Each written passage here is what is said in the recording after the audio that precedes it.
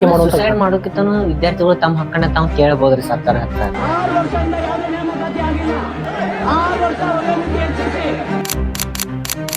Police ಆಗ್ಬೇಕು ಆಸೆ ಇರ್ತೈತಿ, BS ಆಗ್ಬೇಕು ಆಸೆ ಕನ್ಫರ್ಮ್ ಆಗಲ್ಲ, ಏಜ್ ಮುಗಿದು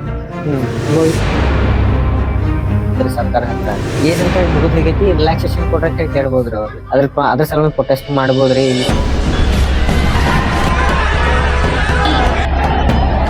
ಕಳೆದ 4 ವರ್ಷಗಳಿಂದ ಯಾವುದೇ ರೀತಿ ಸರ್ಕಾರದಿಂದ ನೋಟಿಫಿಕೇಶನ್ ಆಗಿಲ್ಲ. ಅದಕ್ಕೆ ಡಿಪ್ರೆಷನ್ ಒಳಗಾಗಿ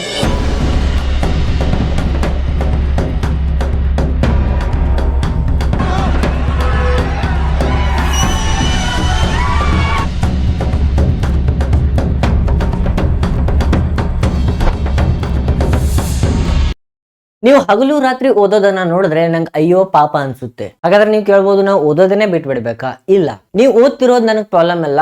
ಆದ್ರೆ ನೀವು ಓದ್ತಿರ್ಬೇಕಾದ್ರೆ ಯಾವುದೇ ಟೆಕ್ನಿಕ್ಸ್ ಗಳನ್ನ ಯೂಸ್ ಮಾಡದೇ ಇರೋದು ಒಂದು ದೊಡ್ಡ ಪ್ರಾಬ್ಲಮ್. ನನಗೆ ಗೊತ್ತು, ನೀವು ಹಗಲು ರಾತ್ರಿ ಸ್ಟಡಿ ಮಾಡ್ತೀರಾ, ಎಫರ್ಟ್ಸ್ ಹಾಕ್ತೀರಾ, ಓದಿದ್ದನ್ನ ನೆನಪಿಟ್ಕೊಳಕ್ ಟ್ರೈ ಮಾಡ್ತೀರಾ, ಆದ್ರೂ ನಿಮಗದು ನೆನಪು ಉಳಿಯುತ್ತಿರುವುದಿಲ್ಲ. ಆಮೇಲೆ ಇದೇ ರೀಸನ್ ನೀವು ಟಾಪರ್ಗೆ ಕಂಪೇರ್ ಮಾಡ್ತೀರಾ. ನಾನು ಅವನಷ್ಟೇ ಓದ್ತೀನಿ, ನಾನು ಅವನಷ್ಟೇ ಸ್ಟಡಿ ಮಾಡ್ತೀನಿ, ಅವನಷ್ಟೇ ಮಾಕ್ ಟೆಸ್ಟ್ ಗಳನ್ನ ಕಂಡಕ್ಟ್ ಮಾಡ್ತೀನಿ, ಆದ್ರೂ ಕೂಡ ನನ್ನ ರಿಸಲ್ಟ್ ಟಾಪರ್ಗಿಂತ ಕಡಿಮೆ ಏಕೆ ಬರ್ತಿದೆ ಅನ್ನೋದೊಂದು ದೊಡ್ಡ ಪ್ರಾಬ್ಲಮ್ ಆಗಿರುತ್ತೆ.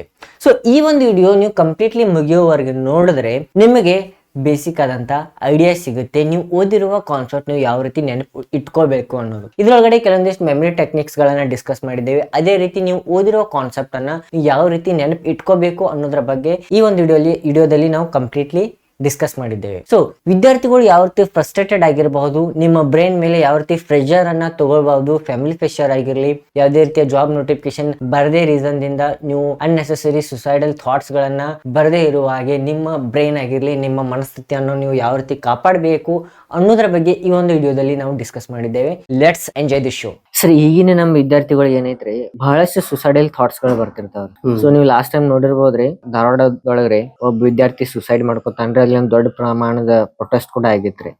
ಸೊ ಈ ಸುಸೈಡಲ್ ಥಾಟ್ಸ್ ಬರಾಕ್ ರೀಸನ್ ಏನಿರ್ಬೋದ್ರಿ? ಅವ್ರಿಗೆ ಫ್ಯಾಮಿಲಿ ಪ್ರೆಷರ್ ಅನ್ನೋದು ಬಹಳಷ್ಟು ಇರ್ತೈತಿ. ಯಾಕಂತಂದ್ರ ಪ್ರತಿ ತಿಂಗಳು ಅವರಲ್ಲಿ ಧಾರವಾಡದಲ್ಲಿ ಕುಳಿತುಕೊಂಡು ಓದ್ತಾ ಇದಾರೆ ಅಂತಂದ್ರ ಪ್ರತಿ ತಿಂಗಳು ಖರ್ಚು ವೆಚ್ಚ ಇರ್ತಾವ್ರ ಅವ್ರು.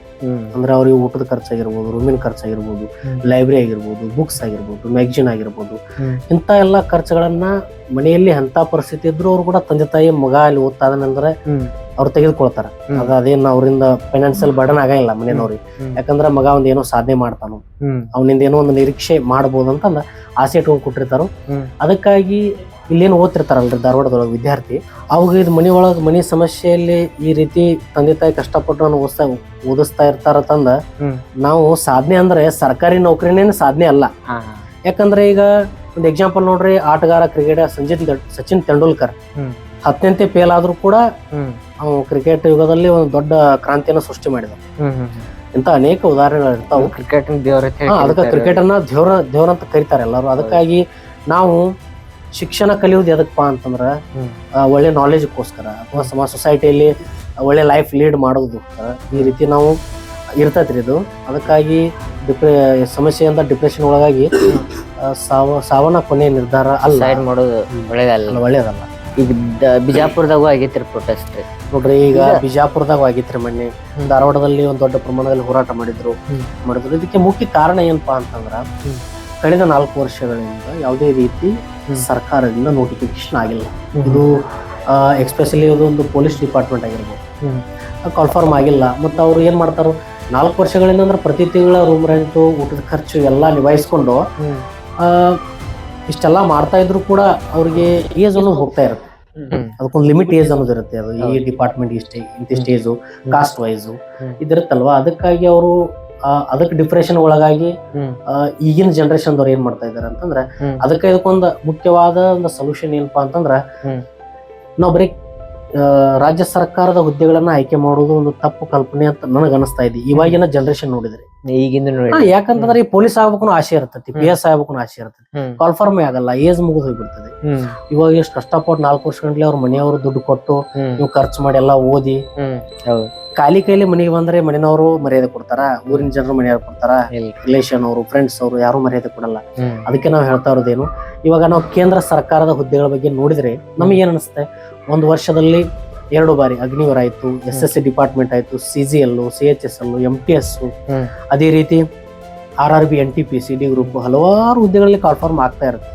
ಅದಕ್ಕಾಗಿ ನಾವು 3 ತಿಂಗಳು ಟ್ರೈನಿಂಗು 6 ತಿಂಗಳು ಕೂತ್ ಸ್ಟಡಿ ಮಾಡಿದ್ರೆ 1 ವರ್ಷಗಳಲ್ಲಿ ಒಂದು ನೌಕರಿಯನ್ನ ಪಡಿಬಹುದು. 3 ತಿಂಗಳು ಟ್ರೈನಿಂಗ್ 6 ತಿಂಗಳು ಕೂತ್ ಓದ್ಬೇಕ್ರಿ. ಯಾಕಂತಂದ್ರೆ ಈಗ ಸ್ಟೇಟ್ ಗೌರ್ಮೆಂಟ್ ಏನಾಗುತ್ತೆ, 1 2 3 ವರ್ಷ ಎಫರ್ಟ್ ಹಾಕ್ಬೇಕು.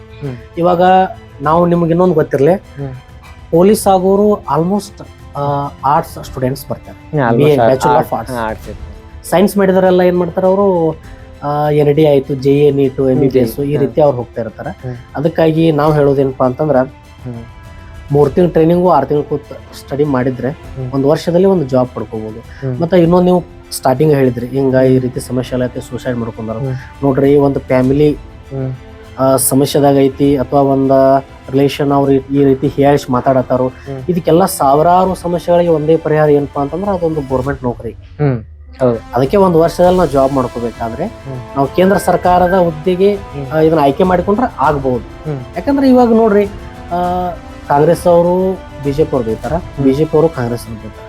ಇದು ನಾವು ರಾಜಕೀಯ ಬದಲು ಹೇಳ್ತಾ ಇಲ್ಲ, ಬಟ್ ನೋಟಿಫಿಕೇಶನ್ ಆಗ್ತಾ ಇಲ್ಲ. ಯಾವುದೇ ಸರ್ಕಾರ ಇರಲಿ, ನಮ್ಗೆ ಏನ್ ಬೇಕಾಗಿದೆ, ನಮ್ಮ ಈಗಿನ ಯುವಕರಿಗೆ ಸ್ಪರ್ಧಾರ್ಥಿಗಳಿಗೆ ಕಾಲ್ಫಾರ್ಮ್ ಆಗ್ಬೇಕು. ಎಲ್ಲ ಡಿಪಾರ್ಟ್ಮೆಂಟ್ ವೇಕೆನ್ಸಿ ತುಂಬಾ ಖಾಲಿ ಇವಾಗ 3 ಲಕ್ಷ ತನ ಖಾಲಿ ಇದೆ ಕರ್ನಾಟಕ ಅಷ್ಟೇ. ಅವು ಯಾವ ತುಂಬ್ಕೋತಾ ಇಲ್ಲ ಅವು. ಇವಾಗ ಮೊನ್ನೆ ತಾನೇ TET ಕಾಲ್ಫಾರ್ಮ್ ಆಯ್ತು. ಅದನ್ನು TET ಕಾಲ್ಫಾರ್ಮ್ ಅಲ್ಲಿ GPT ಅಲ್ಲಿ ಪೋಸ್ಟೇ ಇಲ್ಲ. ಅಂದ್ರೆ ಏನ್ ಮಾಡೋದು, ಏಜ್ ಹಂಗ ಹೊರಡ್ತಾ ಇದೆ. ಅದಕ್ಕೆ ನೋಡ್ರಿ ಗೆಸ್ಟ್ ಟೀಚರ್ ಆಗಿ ಅವ್ರು ಮಾಡ್ತಾ ಇದ್ದಾರೆ. ಅದಕ್ಕೆ ನಾವು ಈಗಿನ ಯುವ ಪೀಳಿಗೆ ಹೇಳೋದು ಒಂದೇ, ಕಡಿಮೆ ಅವಧಿಯಲ್ಲಿ ಒಂದು ಸರ್ಕಾರಿ ನೌಕರಿ ಪಡೆಯಬೇಕಾದ್ರೆ ಆಯ್ಕೆಯ ವಿಧಾನ ತುಂಬಾ ಮಹತ್ವದಾಗಿರುತ್ತೆ. ನಾನು ಆಯ್ಕೆ ಮಾಡೋಕ್ಕಿಂತನೂ ವಿದ್ಯಾರ್ಥಿಗಳು ತಮ್ಮ ಹಕ್ಕನ್ನ ತಾವು ಕೇಳಬಹುದ್ರಿ ಸರ್ಕಾರ ಹತ್ರ.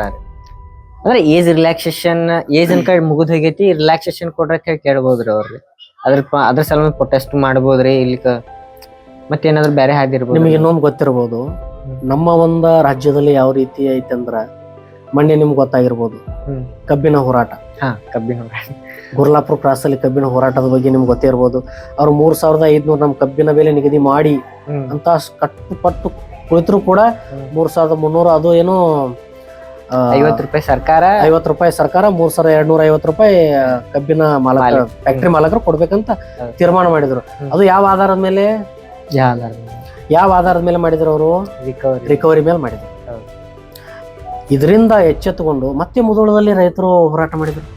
ಇದು ಆಕ್ಚುಲಿ ಅದ್ರದ್ದು ಒಂದು ರೀಸನ್ ಏನ್ ಹೇಳ ಸರ್, ಒಂದೊಂದು ಫ್ಯಾಕ್ಟ್ರಿ ಒಳಗ್ರಿ ರಿಕವರಿ ರೇಟ್ ಏನ್ ಮೆಜರ್ ಮಾಡ್ತಾವ್ರಲ್ಲ ಮಷಿನರಿ ರೀ, ಪ್ರತಿಯೊಂದು ಒಂದ ಮಷಿನ್ ಐತ್ರಲ್ಲ ಒಂದೇ ರಿಕವರಿ ರೇಟ್ ಕೊಡಂಗಿಲ್ಲ ಪ್ರತಿ ಸಲ.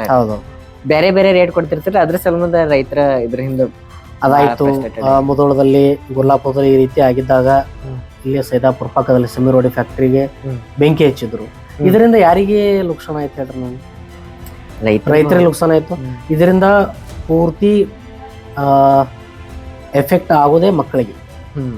ಇವಾಗ ಧಾರವಾಡದಲ್ಲಿ, ವಿಜಯಪುರದಲ್ಲಿ, ನಮ್ ಸೈಡ್ ತುಂಬಾ ಸ್ಪರ್ಧಾರ್ಥಿಗಳು ಓದ್ತಾ ಇದ್ದಾರೆ ಪ್ರೆಸೆಂಟ್.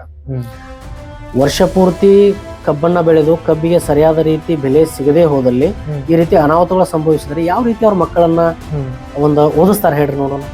ಇದೆಲ್ಲ ಸಂಪೂರ್ಣ ಹೊಣೆಗಾರಿಕೆ ಏನಾಗ್ತೈತೆ ಅಂದ್ರೆ ಇದು ಸಿಸ್ಟಮ್, ಇದು ವ್ಯವಸ್ಥೆನ ಆ ರೀತಿ ಐತಿ. ನೀವು ಅವಾಗಲೇ ಕ್ವಶನ್ ಕೇಳಿದಾಗೆ ಹೋರಾಟ ಮಾಡುವುದು ಎಲ್ಲದಕ್ಕೊಂದು ಒಂದು ಸೊಲ್ಯೂಷನ್ ಅಲ್ಲ. ಅದಕ್ಕಾಗಿ ಅವರೆಲ್ಲ ಎಚ್ಚೆತ್ಕೊಳ್ಬೇಕು. ಅವ್ರು ಎಚ್ಚೆತ್ಕೊಳ್ಬೇಕು, ನೋಟಿಫಿಕೇಶನ್ ಮಾಡಬೇಕು. ನೋಟಿಫಿಕೇಶನ್ ಮಾಡಿದಾಗ ಇವಾಗ ಗ್ಯಾರಂಟಿ ಯೋಜನೆ ತುಂಬಾ ಅದು ನಮ್ಗೆ ಪರಿಣಾಮಕಾರಿ ನಮಗ ಮೂಡಿತಿರ. ಯಾಕಂತಂದ್ರ ಪ್ರತಿ 1 ವರ್ಷದಲ್ಲಿ ನೋಟಿಫಿಕೇಶನ್ ಪೊಲೀಸ್ ಕಾನ್ಸ್ಟೇಬಲ್ ಆಗ್ತಾ ಇದ್ವು. ಹಿಂದಿನ ವರ್ಷಗಳಲ್ಲಿ ನೋಡಿದ್ರೆ ಆಗ್ತಾ ಇದ್ವು. ಅದಕ್ಕೆ ಇನ್ನಷ್ಟು ಆದಷ್ಟು ಬೇಗ ನೋಟಿಫಿಕೇಶನ್ ಆದ್ರೆ ಹಲವಾರು ಸಾವಿರಾರು ವಿದ್ಯಾರ್ಥಿಗಳಿಗೆ ದಾರಿದೀಪ. ವಿದ್ಯಾರ್ಥಿಗೂ ಕೆಲವೊಂದು ಅಪರ್ಚುನಿಟಿ ಚಲೋ ಸಿಗ್ತದೆ. ಅದ್ರ ಸಲುವಾಗಿ ಈ ರೀತಿ ಮಾಡ್ಬೋದು. ಅನ್ನಂಗ್ರಿ, ಈಗ ಸೆಂಟ್ರಲ್ ಗೌರ್ಮೆಂಟ್ ಮತ್ತು ಸ್ಟೇಟ್ ಗೌರ್ಮೆಂಟ್ ಎರಡು ಪ್ರಿಪೇರ್ ಆಗ್ರಿ ಅಂತ ಹೇಳಿದ್ರಿ ನೀವು. ಒಂದ್ರ ಮ್ಯಾಗ ಫೋಕಸ್ ಆಗಿ ಕೊಂಡ್ರಬೇಡ್ರಿ, ಎರಡು ಕಡೆ ಟ್ರೈ ಮಾಡ್ರಿ, ಎಲ್ಲಿ ಅಪಾರ್ಚುನಿಟಿ ಸಿಗ್ತೈತಿ ಆ ಕಡೆ ಮೂವ್ ಆಗ್ಬೇಕ ಅಂತ ಹೇಳಿ. ಸೊ ಹೆಚ್ಚು ಅಪಾರ್ಚುನಿಟಿ ಯಾಕಡೆ ಸಿಗ್ತಾರ? ಕಾಂಪಿಟೇಷನ್ ಯಾಕಡೆ ಹೆಚ್ಚೈತ್ರಿ? ಸೆಂಟ್ರಲ್ ಗೌರ್ಮೆಂಟ್ ಹೆಚ್ಚೈತ್ರಿ, ಸ್ಟೇಟ್ ಗೌರ್ಮೆಂಟ್ ಹೆಚ್ಚೈತ್ರಿ? ಇದು ಬಹಳಷ್ಟು ವಿದ್ಯಾರ್ಥಿಗಳಿಗೆ ಗೊಂದಲ ಏನಪ್ಪಾ ಅಂತಂದ್ರೆ, ಒಂದು ಇದನ್ನ ಫ್ಯಾಷನ್ ಆಯ್ತು ಹೋಗ್ಬೇಡ ಇವಾಗಿನ ಜನರೇಷನ್. ಯಾಕಂತಂದ್ರ ಸಮಯ ತುಂಬಾ ಕಡಿಮೆ ಐತ್ರಿ ಇವಾಗ. ಸ್ಟೇಟ್ ಗೌರ್ಮೆಂಟ್ ನೀವು ಬರ್ತಂದ್ರ ಒಂದ್ 2 ರಿಂದ 3 ವರ್ಷ ಟೈಮ್ ಸ್ಪೆಂಡ್ ಮಾಡ್ಬೇಕು, ಸರಿಯಾದ ರೀತಿ ನೋಟಿಫಿಕೇಶನ್ ಆಗಲ್ಲ. ಇದೆಲ್ಲರಿಗೂ ಗೊತ್ತಿರುವಂತ ವಿಷಯ. ಅದಕ್ಕೆ ನಾ ಹೇಳ್ತಾ ಇರೋದು focus central government job purpose ಮಾಡಿದರೆ ಅತ್ಯಂತ ಕಡಿಮೆ ಅವಧಿಯಲ್ಲಿ 1 ವರ್ಷಗಳಲ್ಲಿ ಅಥವಾ 6 ತಿಂಗಳಲ್ಲಿ ಒಂದು ನೌಕರಿ ಮಾಡ್ತಾರೆ. ಇವಾಗ ನೋಡ್ರಿ, ನೇವಿ, ಏರ್ಫೋರ್ಸ್ SSC ಡಿಪಾರ್ಟ್ಮೆಂಟ್ ಸಿಕ್ಕಾಪಟ್ಟಿ ಹುದ್ದೆಗಳ ಖಾಲಿ ಇರ್ತಾವ, ಪ್ರತಿ ವರ್ಷ ಕಾಲ್ಫಾರ್ಮ್ ಆಗ್ತಾ ಇರ್ತಾವ. ಮತ್ತೆ ಇನ್ನೊಂದು ಸ್ಟೇಟ್ ಗೌರ್ಮೆಂಟ್ ಸೆಂಟ್ರಲ್ ಗೌರ್ಮೆಂಟ್ ವ್ಯತ್ಯಾಸ ಇನ್ನೊಂದು ಏನಪ್ಪಾ ಅಂತಂದ್ರೆ ಸ್ಟೇಟ್ ಗೌರ್ಮೆಂಟ್ ಇಂತಿಷ್ಟು ಸಿಲೆಬಸ್ ಲಿಮಿಟ್ ಅನ್ನೋದಿಲ್ಲ. ನಮಗೊಂದು ಅಂದಾಜ್ ಪ್ರಕಾರ 16 ಸಬ್ಜೆಕ್ಟ್ ಸ್ಟಡಿ ಮಾಡಬೇಕು. ಯಾವುದು ಸ್ಟೇಟ್ ಗೌರ್ಮೆಂಟ್ 16 ಸಬ್ಜೆಕ್ಟ್ ಸ್ಟಡಿ ಮಾಡ್ಬೇಕ್ರಿ. Central government 4 subject GK, reasoning, mathematics, ಇಲ್ಲಿ Hindi or English grammar choose ಮಾಡಿದ್ರೆ ನೀವು ಆದಷ್ಟು ಬೇಗನೆ ಸಕ್ಸಸ್ ಕಾಣ್ಬೋದು. ಅಂದ್ರೆ ನಾನ್ ನೋಡಿದ ಡಾಟಾ ಪ್ರಕಾರ ರೀ, ಈಗ RRB ಏನೀಗ ಎಕ್ಸಾಮ್ ಬಂದವ್ರಲ್ಲ, ಇಲ್ಲಿ ಟೋಟಲ್ ಪೋಸ್ಟ್ ಇರೋದು 32,438 ಪೋಸ್ಟ್ ಅದಾವ. ಆದ್ರೆ ಅದಕ್ಕೆ ಅಪ್ಲಿಕೇಶನ್ ಹಾಕಿದ್ದು 1 ಕೋಟಿ ಜನ ಅಪ್ಲಿಕೇಶನ್ ಹಾಕಿದ್ರು. ಈಗ ನಾವೊಂದ್ ಏನ್ ತಿಳ್ಕೊಬೇಕಂತಂದ್ರ ರೀ, ನಾವು ಸ್ಪರ್ಧಾರ್ಥಿಯಾಗಿ ಓದುವಂತ ವಿದ್ಯಾರ್ಥಿಗಳು ಹೇಳ್ತಾ ಇರೋದು, ನಾವು ಓದಾಕ್ ಕುಳಿತಾಗ ಮೊದ್ಲೇದಾಗಿ ನಮಗ ನಮ್ಮ ಮೇಲೆ ಒಂದು ನಮಗ್ ನಂಬಿಕೆ ಇರ್ಬೇಕು. ನಾವು ಓದ್ತಾ ಇರೋದು ಎದಕ್ಕಂತಂದ ಒಂದು ಉದ್ದೇಶ ಇರ್ಬೇಕು. ಮೇನ್ ಉದ್ದೇಶ ಏನ್ ಮಾಡ್ಬೇಕು, ನನಗ್ ಒಂದು ಪೋಸ್ಟ್ ಬೇಕು. ಇವಾಗ 32,000 ಮೇಲೆ ಸಮಥಿಂಗ್ ಪೋಸ್ಟ್ ಖಾಲಿ ಇದಾವ ಅಂತ ಹೇಳಿದ್ರೆ ಅವ್ರು 1 ಕೋಟಿ ಅಲ್ಲ 2 ಕೋಟಿ ಅಪ್ಲಿಕೇಶನ್ ಹಾಕ್ಲಿ, ನನಗೆ ಬೇಕಾಗಿದೆ ಎಷ್ಟು ಪೋಸ್ಟ್ ರೀ? ಒಂದು ಪೋಸ್ಟ್. ನನ್ನ ಪೋಸ್ಟ್ ಅಲ್ಲಿ ಖಾಲಿ ಐತಿ, ನಾ ಪ್ರಾಮಾಣಿಕವಾಗಿ ಪ್ರಯತ್ನ ಮಾಡ್ತಾನು ಅಂತ ಹೇಳಿ ನೀವು ಪ್ರಯತ್ನ ಮಾಡಿದ್ರೆ ಯಾವಾಗೂ ಕೂಡ ನೀವು ಹಿಂಜರಿಯಕ್ ಆಗಲ್ಲ, ಒಂದು ಸಾಧನೆ ಅಂತ ಮಾಡಿಲ್ಲ. ಈಗ ನಮ್ಮ ವಿದ್ಯಾರ್ಥಿಗಳು ನೋಡಿ ಪೇಷನ್ಸ್ ಲೆವೆಲ್ ಯಾವ ರೀತಿ ಇರ್ಬೇಕು? ಪೇಷನ್ಸ್ ಲೆವೆಲ್ಲು, ತಾಳ್ಮೆ. ಪೇಷನ್ಸ್ ಅಂದ್ರೆ ನೋಡ್ರಿ, ಇವಾಗ ಈಗಿನ ಸ್ಪರ್ಧಾರ್ಥಿಗಳಿಗೆ ಪೇಷನ್ಸ್ ತುಂಬಾ ಕಡಿಮೆ ಆಗ್ತಾ ಇದೆ. ಅದಕ್ಕೊಂದು ಮುಖ್ಯ ಕಾರಣ ಸೋಷಿಯಲ್ ಮೀಡಿಯಾ ಅಂತ ಹೇಳ್ಬೋದು. ಹೌದ್ರಿ, ಸೋಷಿಯಲ್ ಮೀಡಿಯಾ ಅಂತ ಹೇಳ್ಬೋದು. ಯಾಕೆ ಹೇಳ್ತಾ ಇದ್ದೇನೆಂದ್ರೆ, ನಾವು ಅಭ್ಯಾಸ ಮಾಡಕ್ಕೆ ಕುಳಿತಾಗ ಪಕ್ಕದಲ್ಲೇ ಮೊಬೈಲ್ ಇರ್ತೀರಿ. ನೀವು ಬೆಳಗ್ಗೆ ಎದ್ದು ಕೂಡಲೇ ಏನ್ ನೋಡ್ತೀರಿ ಏನ್ ಬಿಡ್ತೀರಿ ಗೊತ್ತಿಲ್ಲ, ಬಟ್ ಮೊಬೈಲ್ ಕೈಯಲ್ಲಿ ಇರ್ತೈತಿ. ನಾವು ಕಂಪಲ್ಸರಿ ಅದನ್ನ ನೋಡಿ ಮೊಬೈಲ್ ಡಾಟಾ ಆನ್ ಮಾಡಿ ವಾಟ್ಸಪ್ ಸ್ಟೇಟಸ್ ನೋಡ್ಕೊಂಡು ಇನ್ಸ್ಟಾಗ್ರಾಮ್ ರೀಲ್ಸ್ ನೋಡ್ಕೊಂಡು ಟೈಮ್ ವೇಸ್ಟ್ ಮಾಡ್ತಾ ಇರ್ತೀವಿ. ಸ್ಕ್ರಾಲ್ ಮಾಡ್ತಾ ಮಾಡ್ತಾ ಮಾಡ್ತಾ ನಿಮ್ಗೆ ಗೊತ್ತೇ ಆಗಲ್ಲ, ಹಾಫ್ ಆನ್ ಅವರ್ 1 ಅವರ್ ಹೋಗ್ತಾ ಇರುತ್ತೆ. ಅದಕ್ಕಾಗಿ ನಾವೇನ್ ಮಾಡ್ಬೇಕು, ಒಂದು ಸ್ಟಡಿ ಮಾಡಕ್ ಕುಳಿತ ಮೇಲೆ ಕಂಪ್ಲೀಟ್ ಆಗಿ ಮೊಬೈಲ್ ಸ್ವಿಚ್ ಆಫ್ ಮಾಡಿ ಕಾನ್ಸಂಟ್ರೇಷನ್ ಕೊಟ್ಟು ನಾವು ಸ್ಟಡಿ ಮಾಡಿದ್ದೇ ಆದರೆ ಅತ್ಯಂತ ಕಡಿಮೆ ಅವಧಿಯಲ್ಲಿ ನಾವು ಸಕ್ಸಸ್ ಅನ್ನ ಕಾಣ. ಈಗ ಇದು ಫೋಕಸ್ ಲೆವೆಲ್ ಆಗಿರ್ಲಿ, ಅಟೆನ್ಷನ್ ಸ್ಪ್ಯಾಮ್ ಏನೈತ್ರಲ್ಲ, ಇದು ಶಾರ್ಟ್ಸ್ ರೀಲ್ಸ್ ಬರೋದ್ರಿಂದನ ಬಾಳ ಕಡಿಮೆ ಆಗೈತಿ. ಯಾಕಂದ್ರೆ ಮೊದಲು 1 ತಾಸಿನ ವಿಡಿಯೋ ಬ್ಯಾಸರ್ ಇರ್ಲಾರ್ದ ನೋಡ್ತಿದ್ವಿ, ಅಲ್ಲಿ ನಮ್ದ ಪೇಷನ್ಸ್ ಲೆವೆಲ್ ಇರ್ತಿತ್ರಿ. ಈಗ ಅದು 1 ತಾಸಿನ ವಿಡಿಯೋ ನಮ್ಗೆ 30 ಸೆಕೆಂಡ್ 1 ನಿಮಿಷದೊಳಗೆ ಬೇಕಾಗೈತ್ರಿ. ಅದು ಯಾಕೆ ಈ ರೀತಿ ಆಗ್ತಾ ಇದೆ ಅಂತಂದ್ರೆ, ಅವಾಗ ಹೆಂಗಿತ್ತು, ಅವಾಗಿನ ಜನರೇಷನ್ ಅಲ್ಲಿ ಕಂಟೆಂಟ್ ಓರಿಯೆಂಟೆಡ್ ಆಗಿ ಇತ್ತು. ಇವಾಗ ನೀವು ನೋಡಿದ್ರಿ, ಮೊನ್ನೆ ಒಂದು ಟ್ರೋಲ್ ಮಾಡ್ತಾರೆ. ಅವು ಟ್ರೋಲ್ ಅಂದ್ರೆ ಅವು ಎಲ್ಲಾ ಕಡೆ ಒಂದು ವಿಡಿಯೋ ಟ್ರೋಲು ಇಡೀ ಆಲ್ ಓವರ್ ಕರ್ನಾಟಕ ಅಷ್ಟು ಸ್ಪೀಡ್ ರೀಚ್ ಆಗಿರುತ್ತೆ. ಅಟೆನ್ಷನ್ ಸ್ಪ್ಯಾಮ್ ಕಡಿಮೆ ಆಗಾಕ ಶಾರ್ಟ್ಸ್ ಅಂತ ಹೇಳಿದೀವ್ರಿ.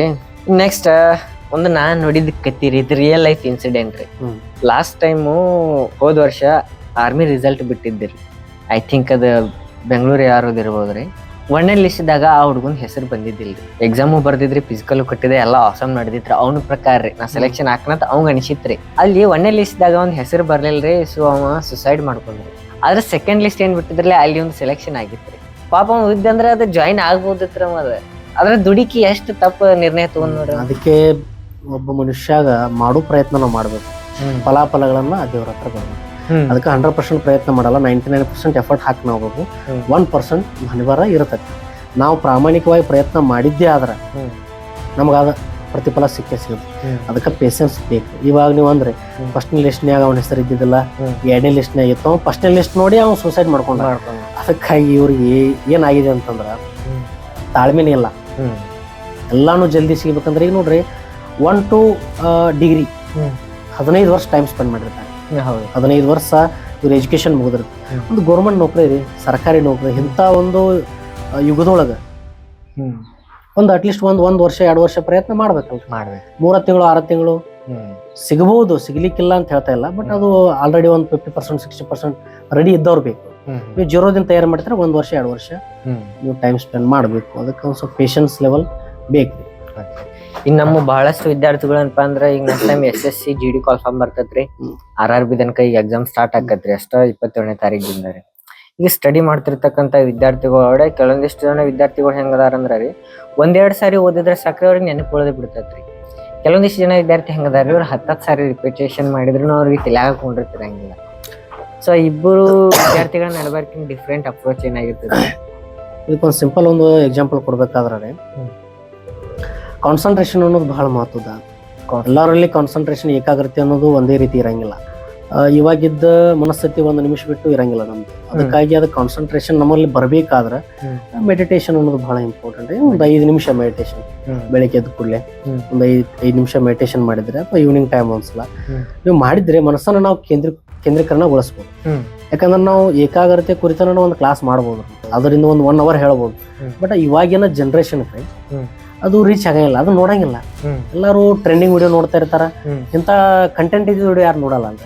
ಅದಕ್ಕೆ ನಾವು ಸ್ಪೀಡ್ ಆಗಿ ನಾವು ರೀಚ್ ಆಗ್ಬೇಕಾದ್ರ ಸಿಂಪಲ್ ಅವರು ಒಂದು ಧ್ಯಾನ ಮಾಡ್ಬೇಕು, ಮೆಡಿಟೇಷನ್ ಮಾಡ್ಬೇಕು. ಆ ಏಕಾಗ್ರತೆಯಿಂದ ಅವರು ಒಂದು ಸಕ್ಸಸ್ ಅನ್ನ ಪಡ್ಕೊಬಹುದು. ಸ್ವಾಮಿ ವಿವೇಕಾನಂದರದು ಒಂದ್ಸಲ ಯಾರೋ ಕೇಳಿದಾಗ ಅವ್ರು ಹೇಳಿದ್ರಿ, concentration is Asians of all knowledge ಅಂತ. ಕಾನ್ಸಂಟ್ರೇಷನ್ ಅವ್ರು ನಿಮ್ಗೆ ಗೊತ್ತಿರ್ಬೋದು, ಅವರು ಮೆಡಿಟೇಷನ್ ಕುಳಿತಾಗ ಅವರು ಶಿಷ್ಯರಂದ್ರು ಎಲ್ಲರೂ ಆಜು ಬಾಜು ಕುಳಿತಾಗ ಕೋಬ್ರಾ ಹಾವು ಬಂದು, ಅಲ್ಲಿ ಹಾವು ಬಂದಾಗ ಸ್ವಾಮಿ ವಿವೇಕಾನಂದರು ಪೂರ್ತಿ ಮಗ್ನನಾಗಿದ್ದು ಧ್ಯಾನದಲ್ಲಿ. ಅಲ್ಲಿ ಅವರ ಬಾಜು ಕುಳಿತಂತಹ ಶಿಷ್ಯಂದರು ಅವರು ಡಾಂಬಿಕ ಭಕ್ತಿಯನ್ನು ತೋರಿಸಿ ಅದು ಬಂದ ಕೂಡಲೇ ಕಣ್ಣನ್ನ ತೆಗೆದಾಗ ಅಂಜು ಓಡಿಬಿಟ್ರು. ಹೇಳಿದ್ರು ದೂರ ಇತ್ತು, ಬರ್ರಿ ಅಲ್ಲಿ ಹಾವಿದೆ ಸ್ವಾಮಿ ವಿವೇಕಾನಂದ್ರ ಹಾವಿದೆ. ಅವರು ಆ ಕಡೆ ಗಮನನ ಕೊಡ್ಲಿ. ಯಾಕಪ್ಪ ಅಂತಂದ್ರೆ ಅದು ಏಕಾಗ್ರತೆ. ಸ್ವಾಮಿ ವಿವೇಕಾನಂದ ಕೂಡಲೇ ಇನ್ನೊಂದು ನೆನಪು ಬರ್ತದೆ ನಮ್ಗೆ, ಅವರ ಒಂದು IQ ಲೆವೆಲ್ ಎಷ್ಟು ಇತ್ತಪ್ಪ ಅಂತಂದ್ರ, ಒಂದ್ಸತಿ ಅವ್ರು ಯಾರೋ ಕೇಳಿದ್ರಂತ, ನಿಮ್ಗೆ ಎಷ್ಟು ಒಂದು IQ ಪವರ್ ಐತಿ, ನೆನಪಿನ ಶಕ್ತಿ ಎಷ್ಟೈತಿ ಅಂದಾಗ ಒಂದು ಕೈಯಲ್ಲಿ ಪುಸ್ತಕವನ್ನು ಸ್ವಾಮಿ ವಿವೇಕಾನಂದಲ್ಲಿ ಕೊಟ್ಟು ಮೆಟ್ಟಲ್ ಮೇಲೆ ಹತ್ತಿ ಬಾ ಅಂತ ಹೇಳ್ತಾರ. ಮುಂದೆ ಬೆನ್ನಿನ ಮೇಲೆ ಈ ರೀತಿ ತಪ್ಪಿಸಿದ್ರೆ ಬಡಿತಾರೆ. ಒಂದು ಅಕ್ಷರ ಬಿಡ್ಲಾರ ಓದ್ಬೇಕು. ಇಲ್ಲಿ ಎಷ್ಟು ಸಲ ಬಡದಾರ ಸಂಖ್ಯೆ ನೆನ್ಪಿಟ್ಕೋಬೇಕು, ಇರುವಂತ ಮೆಟ್ಲನ್ನ ನೆನಪಬೇಕು. 3 ಕೂಡ ಸರಿಯಾದ ಉತ್ತರನ ಸ್ವಾಮಿ ವಿವೇಕಾನಂದ್ರ ಆ ಒಂದು ಅವಧಿ ಒಳಗೆ ಕೊಟ್ಟರು. ಇದಕ್ಕೆ ಮುಖ್ಯ ಕಾರಣ ಏಕಾಗ್ರತೆ. ಅದು ಅವರು ಧ್ಯಾನ ಮಾಡ್ತಾರೆ. ಕಾನ್ಸಂಟ್ರೇಷನ್ ನೋಡೋಣ, ಇದು ಮಲ್ಟಿ ಟಾಸ್ಕಿಂಗ್ ಆದಂಗ ನೋಡು. ಸರ್ ವಿಶ್ವೇಶ್ವರಯ್ಯ ಆದ್ರು ಹಂಗಾರ ಅವರು ಮಲ್ಟಿ ಟಾಸ್ಕಿಂಗ್ ಎಲ್ಲಾರು ಪ್ರತಿಯೊಬ್ಬರು ಕೂಡ. ಅದಕ್ಕೆ ನೋಡ್ರಿ ಈಗಿನ ಜನರೇಷನ್ ಅಲ್ಲಿ ಯಾರು ಮಾಡ್ತಾರೆ ಧ್ಯಾನ? ಬರೀ ಕ್ಲಾಸ್. ಇದರಿಂದ ಪ್ರೆಷರ್ ಜಾಸ್ತಿ ಆಗತ್ತ. ನಾವು ಪ್ರೆಷರ್ ಅನ್ನ ಪ್ಲೆಜರ್ ಆಗಿ ಕನ್ವರ್ಟ್ ಮಾಡ್ಬೇಕಾದ್ರ ನಾವು ವರ್ಕ್ ಅನ್ನ ಯಾವ ರೀತಿ ಮಾಡ್ಬೇಕಂದ್ರ ಪದೇ ಪ್ರಯತ್ನ ಮಾಡ್ತಾ ಇರ್ಬೇಕು. Practice makes man perfect. Habit. ಈ ಹ್ಯಾಬಿಟ್ ಅಂದ್ರೆ ನೋಡ್ರಿ APJ ಅಬ್ದುಲ್ ಕಲಾಂ ಅವ್ರ ಮಾತಾಡ, you can't change your future but you can change your habits and surely your habits will change your future. Simple ಆಗಿ ಹವ್ಯಾಸವನ್ನ ಬದಲಿಸಿದ್ರೆ ನಿಮ್ಮ ಜೀವನ ಬದಲಾಗ್ತದೆ. ಅದಕ್ಕಾಗಿ ಹಣಿಬಾರ ಬದಲಾಗಬೇಕಾದ್ರೆ ನಮ್ಮಲ್ಲಿ ಇರ್ತಕ್ಕಂಥ ಹವ್ಯಾಸವನ್ನ ನಾವು ಚೇಂಜ್ ಮಾಡ್ತೀವಿ. ಚೇಂಜ್ ಮಾಡಿದ್ದೇ ಆದ್ರೆ ನಾವು ಒಂದು ಯಾವ್ದಾದ್ರು ಜಾಬ್ ಪಡ್ಕೊಳಕ ಅಥವಾ ಜೀವನದಲ್ಲಿ ಸಕ್ಸಸ್ ಆಗಕ ಸಾಧ್ಯ ಆಗ್ತದೆ. ಕಾನ್ಸಂಟ್ರೇಷನ್ ಹೆಚ್ಚು ಮಾಡ್ಬೇಕಾದ್ರೆ ಮೆಡಿಟೇಷನ್ ಒಂದೇ.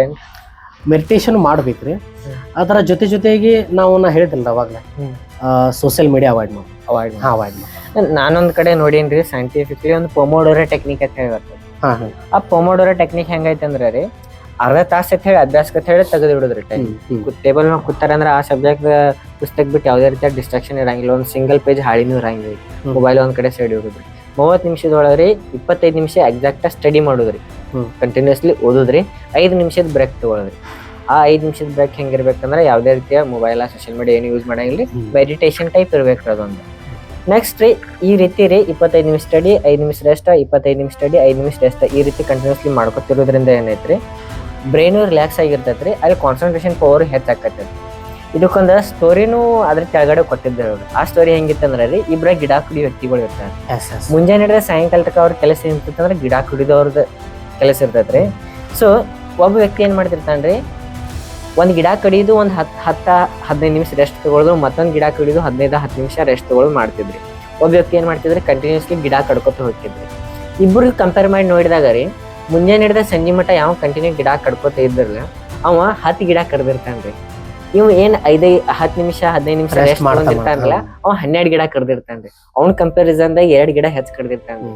ಇದಕ್ಕೆ ರೀಸನ್ ಏನು ಅನ್ನೋದು ಆಮೇಲೆ ನನಗೆ ಫ್ಲಾಶ್ ಆತ್ರಿ. ಈ 5 ನಿಮಿಷದ ಗ್ಯಾಪ್ ಯಾಕೆ ಬೇಕು ಪೊಮೋಡೋರೋ ಟೆಕ್ನಿಕ್ ಒಳಗಂದಾಗ, ಅವ್ 15 ನಿಮಿಷ ರೆಸ್ಟ್ ತಗೊಂಡಿರ್ತಾರಲ್ಲ, ಒಂದ್ 5-10 ನಿಮಿಷ ತನ್ನ ಬಾಡಿ ರಿಕವರ್ ಮಾಡಿರ್ತಾನೆ.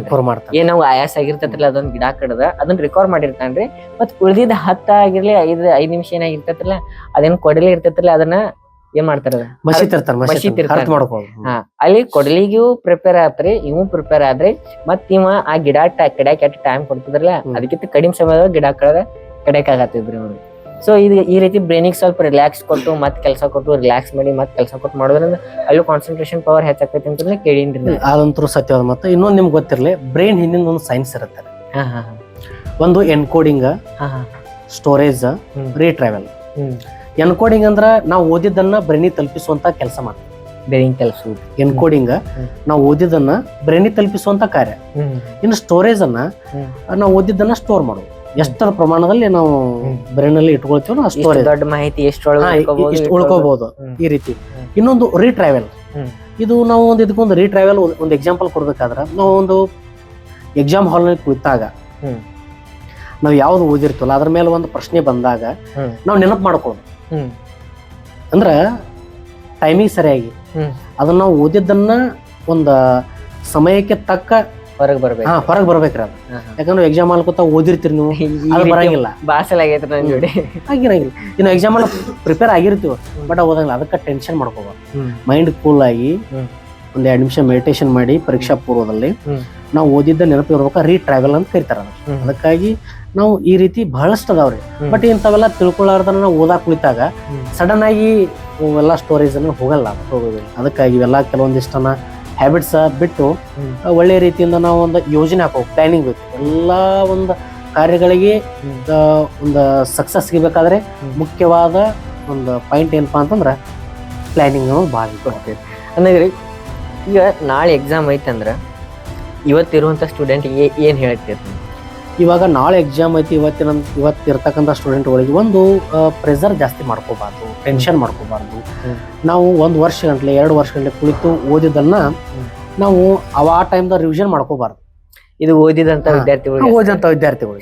ಯಾಕಂದ್ರೆ ನೀವು ಜಾಸ್ತಿ ನೀವು ಎಲ್ಲ 1 ವರ್ಷ ಗಂಟ್ಲೆ ಓದಿದ್ದೆಲ್ಲ ನಾವು ಒಂದರಿಂದ ಓದ್ತಂದ್ರೆ ಆಗಂಗಿಲ್ಲ. ಅದಕ್ಕಾಗಿ ಮೈಂಡ್ ಒಟ್ಟು ರಿಲ್ಯಾಕ್ಸ್ ಇದೆ. ಮೈಂಡ್ ಪೂರ್ತಿ ಕೂಲ್ ಆಗಿರ್ಬೇಕು, ಧ್ಯಾನ ಮಾಡಬೇಕು, ಮೊಬೈಲ್ ಯೂಸ್ ಮಾಡಬಾರ್ದು. ನೀವು ನಂಬಿದಂತಹ ಒಂದು ದೇವ್ರು ಅವರ ಜಪ ಮಾಡ್ಕೊತ ಹೋಗಿ ಕುಳಿತಾಗ ಒಂದು ಒಳ್ಳೆ ರೀತಿಯಿಂದ ಫಲ ಸಿಗ್ತದೆ. ಏನಪ್ಪ ಅಂದ್ರ ಕೆಲವೊಂದಿಷ್ಟು ವಿದ್ಯಾರ್ಥಿಗಳ ಮೈಂಡ್ ಸೆಟ್ ಹೆಂಗೈತೆ ಅಂದ್ರೆ ರೀ, ನಾ ಎಷ್ಟು ಓದಿದ್ರು ನಂಗೆ ನೆನಪು ಉಳಿಯಂಗಿಲ್ಲ, ನನ್ನ ಬ್ರೈನೇ ಹಿಂಗೈತೆ ಹೇಳಿ ಅದಕ್ಕೆ ಅವ್ರು ಒಪ್ಕೊಂಡ್ಬಿಟ್ಟಾರೆ. ಅವ್ರು ಹೆಂಗ್ ಮಾಡಿರ್ತಾರ ಅಂತಂದ್ರ ರೀ, ನನ್ನ ಬಗ್ಗೆ ನಾನೇ ಕೀಳ್ಮಟ್ಟಾಗಿ ಮಾತಾಡೋದು. ನಾ ಓದಿದ್ ನಂಗೆ ನೆನಪು ಉಳಿಯಂಗಿಲ್ಲ, ನಾ ಮ್ಯಾಥ್ಸ್ ಒಳಗೆ ಶಾನೆ ಇಲ್ಲ, ನಾ GK ಎಷ್ಟು ಓದಿದ್ರು ನೆನಪು ಉಳಿಯತ್ತು. ಇವ್ರು ತಾವ ಅದನ್ನೊಂದು ಮೈಂಡ್ ಸೆಟ್ ಮಾಡ್ಕೊಂಡ್ಬಿಟ್ಟಿರ್ತಾರೆ ಬ್ರೈನ್ ಒಳಗೆ. ಇನ್ನೊಂದು ನಿಮ್ಗೆ ಗೊತ್ತಿರ್ಲಿ, IQ ಲೆವೆಲ್ ಎಲ್ಲಾರ್ದು ಸೇಮ್ ಇರುತ್ತೆ. ಕೆಲವೊಂದಿಷ್ಟು 100ಕ್ಕೆ 1 1000ಕ್ಕೆ ಇರ್ಬೋದು, ಮೇಧಾವಿಗಳು ಅದಾರ, ಅವ್ರು ಇಲ್ಲ ಅಂತಲ್ಲ. ಬಟ್ ಇವ್ರೇನ ನಾವು ಓದಿದ್ದ ನಮ್ಗೆ ನೆನಪು ಉಳಿಯಂಗಿಲ್ಲ ಇವ್ರೇನ್ ಮೈಂಡ್ ಸೆಟ್ ಮಾಡ್ಕೊಂಡಿರ್ತಾರಲ್ಲ, ಅವ್ರಿಗೆ ಯಾವಾಗ ಓದಿದ್ ನೆನಪು ಉಳಿಯಂಗಿಲ್ಲ. ಅದಕ್ಕೆ ಮೈಂಡ್ ಸೆಟ್ ಚೇಂಜ್ ಮಾಡ್ಕೊಂಡು ಒಂದ್ಸಲ ಓದ್ಬೇಕು. ಒಂದ್ಸಲ ಓದಿದ್ದೆ ಯಾರು ನೆನಪಿಟ್ಕೊಳಕ್ ಸಾಧ್ಯ ಇಲ್ಲ. ಮತ್ತೊಂದ್ಸಲ ಓದ್ಬೇಕು. ನೀವು 10 ಸಲ ಓದೋದೇನೈತಿ, ಒಂದ್ಸಲ ಬರ್ ತೆಗಿಬೇಕು. ಮುಂದೆ ಒಂದ್ ಪೇಜ್ ಇರುತ್ತಲ್ಲ, ಈಗ ಒಂದ್ ಪೇಜ್ ಅಲ್ಲಿ ಬರ್ ತೆಗಿದ್ರೆ ಎಷ್ಟು ಬರಿಬೋದು ನೀವು ಹೇಳ್ರಿ? ಒಂದ್ ಪೇಜ್ ಓದಿರ್ತಾರ, ಎಷ್ಟು ಬರ್ ತೆಗಿಬೋದು ನೀವು ಅದ್ರಲ್ಲಿ ಪಾಯಿಂಟ್ಸ್? ಒಂದ್ ಚಾಪ್ಟರ್ ದಿಂದ ಆಲ್ಮೋಸ್ಟ್ ಎಷ್ಟು ಕವರ್? 40 ಸಾಲ ಇರ್ತಕ್ಕಂತ ಒಂದು ಕಂಟೆಂಟ್ ಇದೆ ಅಂತ ತಿಳ್ಕೊಡ್ರಿ. ಬಾಳ ಆದ್ರೆ ಒಂದ್ ಸಾಲಲ್ಲಿ ಮುಗಿದ್ಬಿಡುತ್ತೆ ಒಂದು ಪಾಯಿಂಟ್. 40 ಸಾಲ ಒಂದ್ ಪಾಯಿಂಟ್. ಆ ಒಂದು ಪಾಯಿಂಟ್ ನೀವು ಓದಿದ ಕೂಡ ಒಂದ್ 40 ಸಾಲ ಎಲ್ಲ ನೆನಪು ಬರಿಬೇಕು. ಈ ರೀತಿ ನಾವು ಪ್ಲಾನಿಂಗ್ ಹಾಕೊಂಡ ಸ್ಟಡಿ ಮಾಡ್ಬೇಕು. ಈಗ ಒಂದ್ ಚಾಪ್ಟರ್ ಐತೆ ತಿಳ್ಕೊರಿ, ಒಂದು ವಿದ್ಯಾರ್ಥಿ ಈಗ ಫ್ರೆಶ್ ಅದಾನೇನು, ಈಗ ಫಸ್ಟ್ ಟೈಮ್ ಈಗ SSC GD ಗೆ ಅಪ್ಲಿಕೇಶನ್ ಹಾಕಿದ್ದಾನು, ಇನ್ನು ಸ್ಟಡಿ ಸ್ಟಾರ್ಟ್ ಮಾಡ್ಬೇಕು ನಾವು. ಈಗ ಅವ್ ಓದಾಕತ್ತ ಹೇಳಿ ಕೂತಾಗ ಅವ ಪ್ರಿಪ್ರೇಷನ್ ಯಾವ ರೀತಿ ಸ್ಟಾರ್ಟ್ ಮಾಡೈತಿ? ಇವಾಗ 1ನೇ ಚಾಪ್ಟರ್ ಐತಿ, 1ನೇ ಚಾಪ್ಟರ್ನ ಕಂಪ್ಲೀಟ್ ಮಾಡ್ಬೇಕಾದ್ರೆ ಅವ್ನ ಪ್ರಿಪ್ರೇಷನ್ ಹೆಂಗಿರ್ಬೇಕು? ಇವಾಗ ಪ್ರಿಪ್ರೇಷನ್ ಅಂತ ಬಂದ ನೋಡ್ರಿ, SSC ಡಿಪಾರ್ಟ್ಮೆಂಟ್ ಅವ್ರ ಉದ್ದೇಶನ ಅದೇ ಇರುತ್ತೆ, SSC ಒಳಗೆ ನಾ ಜಾಬ್ ಪಡ್ಕೋಬೇಕು ಅನ್ನೋದನ್ನ. ಅದಕ್ಕಾಗಿ ಒಂದು ಒಳ್ಳೆ ರೀತಿ ಒಂದು ಟ್ರೈನಿಂಗ್ ಅನ್ನ ಆಯ್ಕೆ ಮಾಡ್ಬೇಕು. ಕೋಚಿಂಗ್ ಬೇಕು ಅವ್ರಿಗೆ. ಯಾಕಂತಂದ್ರ ಕೋಚಿಂಗ್ ಕಂಪಲ್ಸರಿ ಮಾಡಬೇಕೇನ್ರಿ, ಅದು ಅವ್ರಿಗೆ ಬಿಟ್ಟಿದೆ. ಅದ ಸ್ಟಾರ್ಟಿಂಗ್ ಹೇಳಿದ್ರಲ್ಲ, ಒಂದು ನಾವು ಆದಷ್ಟು ಬೇಗನೆ ಒಂದು ಏನಾದ್ರು ಜೀವನದಲ್ಲಿ ಸಕ್ಸಸ್ಫುಲ್ ಆಗಿ ಹೊರಹೊಮ್ಮಬೇಕಾದ್ರೆ ನಮ್ಗೆ ಟ್ರೈನಿಂಗ್ ಅನ್ನೋದು ಬೇಕಾಗತ್ತೆ, ಕಂಪಲ್ಸರಿ ಟ್ರೈನಿಂಗ್ ಬೇಕಾಗತ್ತಾರೆ. ಅದಕ್ಕಾಗಿ ಪ್ರಿಪರೇಷನ್ ಹೆಂಗ್ ಬೇಕಂದ್ರೆ ಮೊದಲೇ ಟೈಮ್ ಟೇಬಲ್ ಹಾಕೋಬೇಕು. ಬೆಳಿಗ್ಗೆ 5 ಗಂಟೆಗೆ ಅದು ಕೂಡಲೇ ನಾ ಏನು ಸ್ಟಡಿ ಮಾಡ್ಬೇಕು, ಕ್ಲಾಸ್ ಅವರ್ ಎಷ್ಟು ಇರುತ್ತವ, ಅದನ್ನ ಹೊರತುಪಡಿಸಿ ರೆಸ್ಟ್ ಅನ್ನೋದು ಭಾಳ ಇಂಪಾರ್ಟೆಂಟ್. ಒಂದು 2 ಅವರ್ಸ್ ಆಫ್ಟರ್ನೂನ್ ರೆಸ್ಟ್ ಮಾಡಬೇಕು, ಮತ್ತೆ ಅವ್ರಿಗೆ ಸ್ಟಡಿ ಮಾಡಬೇಕು. ಇವಾಗ ನೈಟ್ ಟೈಮ್ ನೋಡ್ರಿ, ಸೆಂಟ್ರಲ್ ಗೌರ್ಮೆಂಟ್ ಪರ್ಪಸ್ ಸ್ಟಡಿ ಮಾಡ್ತಾ ಇದಾರೆ ನಮ್ಮಲ್ಲಿ. ನೈಟ್ ಟೈಮು GK ಓದಿದ್ರೆ ನಿದ್ದೆ ಬರುತ್ತೆ. ನಾವು ಆ ಟೈಮಲ್ಲಿ ಮ್ಯಾಥ್ಸ್ ರೀಸನಿಂಗ್ ಬಿಡಿಸ್ತಾ ಇದ್ರೆ ನಿದ್ದೆ ಅನ್ನೋದು ಬರಂಗಿಲ್ಲ. ಅದಕ್ಕಾಗಿ ನಾವೇನ್ ಮಾಡ್ಬೇಕು, ಪ್ರಿಪರೇಷನ್ ಹೆಂಗಿರ್ಬೇಕಪ್ಪ ಅಂತಂದ್ರ ಒಂದು ಡೈಲಿ ಒಂದು 8 to 10 ಅವರ್ಸ್ ಪ್ರಿಪೇರ್ ಮಾಡಿದ್ರೆ 6 months ಅಲ್ಲಿ ನಾವು ಒಂದು ಎಕ್ಸಾಮ್ ಕ್ರ್ಯಾಕ್ ಮಾಡ್ಬೋದು ಆರಾಮಾಗಿ. ನನ್ನ ಟೆಕ್ನಿಕ್ ಹೇಳೇನ್ರಿ, ಆಕ್ಚುಲಿ ರೀ ನನ್ನ ಟೆಕ್ನಿಕ್ ಅನ್ನೋಕ್ಕಿಂತ ನಮ್ಮ ದೋಸ್ತರು ಭಾಳ ಮಂದಿ ಯೂಸ್ ಮಾಡ್ತಾರೆ. ಈಗ ಹೇಳಿದ್ರ ಪ್ರಕಾರ ರೀ, ಈಗ ಒಂದು ಚಾಪ್ಟರ್ ಕಂಪ್ಲೀಟ್ ಮಾಡೋದಿತ್ತಂದ್ರೆ ರೀ, ಫಸ್ಟ್ ಚಾಪ್ಟರ್ ಬೇಸಿಕ್ ಓವರ್ ಏನೈತಿ ಅನ್ನೋದು ತಗೋತಾರ. ಈ ಚಾಪ್ಟರ್ ಒಳಗೆ ಏನೈತಿ ಏನಿಲ್ಲ, ಏನ್ ಸಿಗ್ತೈತಿ ಅನ್ನೋದು ತಕ್ಕೋತಾರ ಫಸ್ಟ್. ಸೆಕೆಂಡ್ ಏನೈತ್ರಿ, ಆ ಒಂದು ಚಾಪ್ಟರ್ದಾಗಿನೂ ಮೇನ್ ಹೆಡ್ಲೈನ್ಸ್ ಏನ್ ಇರ್ತಾವ್ರಲ್ಲ ಅವನ್ನೆಲ್ಲ ಒಂದ್ ಕಡೆ ನೋಟ್ ಔಟ್ ಮಾಡ್ಕೊತಾರೆ. ಅದ್ರೊಳಗಿನ ಸಬ್ ಹೆಡ್ಲೈನ್ಸು ನೋಟ್ ಔಟ್ ಮಾಡ್ಕೋತಾರೆ. ಪ್ಲಸ್ ಇಂಪಾರ್ಟೆಂಟ್ ಹೈಲೈಟಿಂಗ್ ಪಾಯಿಂಟ್ಸ್ ಏನಿರ್ತಾರಲ್ಲ ಅವನು ನೋಟ್ ಡೌನ್ ಮಾಡ್ಕೋತಾರೆ. ಇವ್ರು ಎಕ್ಸಾಮ್ ಹಾಲ್ದಾಗ ಕೂತಾಗ್ರಿ ಅದು ಪೂರ್ತಿ ಚಾಪ್ಟರ್ ಒಂದು ಹೆಡ್ಲೈನ್ ಫ್ಲಾಶ್ ಆದ್ರೆ ಸಾಕ್ರಿ, ಪೂರ್ತಿ ಚಾಪ್ಟರ್ ರಿಕವರ್ ಆಗಿ ಬಿಡ್ತೈತೆ ಅವ್ರು. ಆ ಒಂದು ಹೆಡ್ಲೈನ್ ನೆನಪು ಬಂದ್ರೆ ಸಾಕ್ರಿ, ಅವ್ರಿಗೆ ಆನ್ಸರ್ ನೆನಪಾಗಿ ಬಿಡ್ತೈತಿ. ಈ ರೀತಿನೂ ಟೆಕ್ನಿಕ್ ಅವ್ರು ಯೂಸ್ ಮಾಡ್ತಾರ್ರಿ.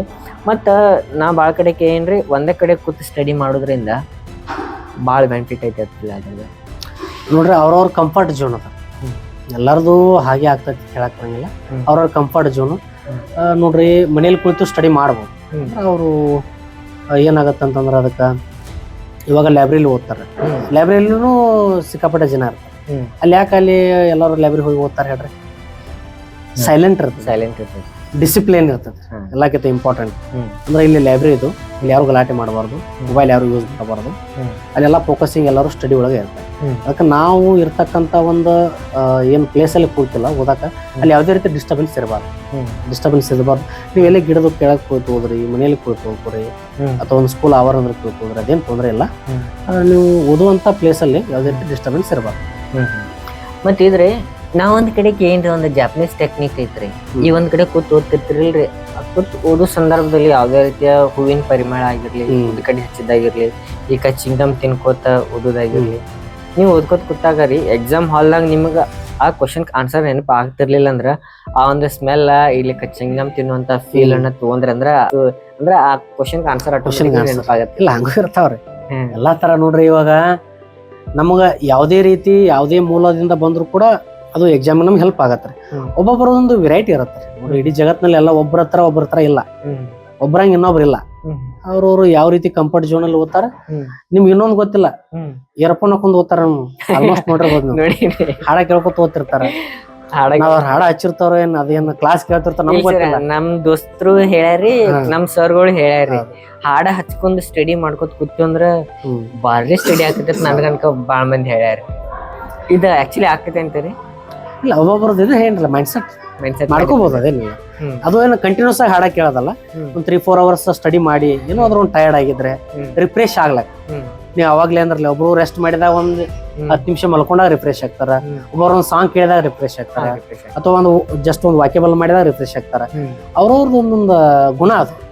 ಅದನ್ನ ನಮ್ಗೆ ಇವರು ಎಲ್ಲಾರು ಹಿಂಗ ಮಾಡ್ಲಿ ಅಂತ ಹೇಳಲ್ಲ ನಾವು. ಇದು ಬೈಪಾಟ್ ಹಾಕುವಂತ ವಿದ್ಯಾರ್ಥಿಗಳು ಮತ್ತೆ ಅದ ಕಾನ್ಸೆಪ್ಟ್ ಅರ್ಥ ಮಾಡ್ಕೊಂಡ್ ಸ್ಟಡಿ ಮಾಡುವಂತ ವಿದ್ಯಾರ್ಥಿ ನೋಡ್ರಿ, ನಾವ್ ಒಂದ ಮಾತು ಹೇಳ್ರಿ, ಸ್ಪರ್ಧಾತ್ಮಕ ಯುಗದಲ್ಲಿ ಬಯಾಟ್ ಮಾಡೋರಿಗೆ ಲಾಂಗ್ ಟರ್ಮ್ ಮೆಮರಿ ಉಳಿಯಂಗಿಲ್ಲ.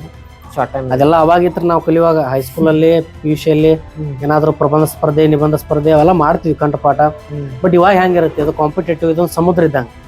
ಅದಕ್ಕಾಗಿ ನಾವೇನ್ ಮಾಡ್ಬೇಕು, ನಾವು ಚಾಪ್ಟರ್ ಅನ್ನ ಅಥವಾ ಟಾಪಿಕ್ ಅನ್ನ ಅಂಡರ್ಸ್ಟ್ಯಾಂಡಿಂಗ್ ಮಾಡ್ಕೊಂಡು ಕ್ಲಿಯರ್ ಆಗಿ ನಾವು ಅರ್ಥ ಮಾಡ್ಕೊಂಡಾಗ ಮಾತ್ರ ಅದು ನಮಗ ಲಾಂಗ್ ಟರ್ಮ್ ಮೆಮರಿ ಒಳಗೆ ಉಳಿಯೋ ಚಾನ್ಸಸ್ ಬಹಳಷ್ಟು. ನೀವು ಶಾರ್ಟ್ ಟರ್ಮ್ ಮೆಮರಿ ಅಂದ್ರಲ್ಲ, ಶಾರ್ಟ್ ಟರ್ಮ್ ಮೆಮರಿ ನಾವು ಡೈಲಿ ಲೈಫ್ದಾಗ ಯೂಸ್ ಮಾಡತ್ತೆ. ಹೆಂಗಂದ್ರೆ ಏನೋ ಒಂದು OTP ಬಂತು, ಆ OTP ಒಂದ್ 2 ನಿಮಿಷ ಸಲ ಅಷ್ಟೇ ನೆನಪಿಟ್ಕೊತೀವ್ರಿ. ಮೊದ್ಲಿನ ಕಾಲದಾಗ ಹೆಂಗಿರ್ತೈತ್ರಿ, ಒಂದು ಕಾಂಟ್ಯಾಕ್ಟ್ ನಂಬರ್ ನಮಗೆ ಇಲ್ಲಂದ್ರೆ 15-20 ಮಂದಿ ಕಾಂಟ್ಯಾಕ್ಟ್ ನಂಬರ್ ಎಲ್ಲ ನೆನಪಿರ್ತಿದ್ವಿ. ಅದಾಗ ಈಗ ಮಾಮ ಯಾರಿಗೆ ಫೋನ್ ಹಚ್ಬೇಕು. ಆದ್ರೆ ಈಗ ಅದೇನ್ರಿ ಒಂದು ಸೇವ್ ಒಳಗೆ ಎಲ್ಲ ಮೊಬೈಲ್ ಒಳಗೆ ಓದಿರ್ತೈತಿ. ಈಗ ಅದು ನೆನಪಿಟ್ಕೊಳ್ಳೋ ನೋಡ್ರಿ, ಸೌಲಭ್ಯಗಳು ಜಾಸ್ತಿ ಆದಂಗ ಮನುಷ್ಯ ಆಲಸ್ಯ ಆಗ್ತಾನೆ. ಒಂದು ನಾನು ಈಗಿನ ಸ್ಪರ್ಧಾತ್ಮಕ ವಿದ್ಯಾರ್ಥಿಗಳಿಗೆ ತಿಳಿಸೋದು ಒಂದು ಏನಪ್ಪಾ ಅಂತಂದ್ರ, ಆಯ್ಕೆ ವಿಧಾನ ಬಹಳಷ್ಟು ಮಹತ್ವದ್ದಾಗಿದೆ. ನೀವು ಚಾಯ್ಸ್ ಮಾಡೋದು ಒಂದು ಸೆಂಟ್ರಲ್ ಗೌರ್ಮೆಂಟ್ ಮಾಡ್ತಿರೋ ಇಲ್ಲ ಸ್ಟೇಟ್ ಗೌರ್ಮೆಂಟ್ ಮಾಡ್ತಿರೋ. ಸ್ಟೇಟ್ ಅಂದ್ರ ಯಾವ ರೀತಿ ಆಗ್ತೈತಿ ನಾವು ಆವಾಗಲೇ ತಿಳಿಸ್ಕೊಟ್ಟಿದ್ದೀವಿ.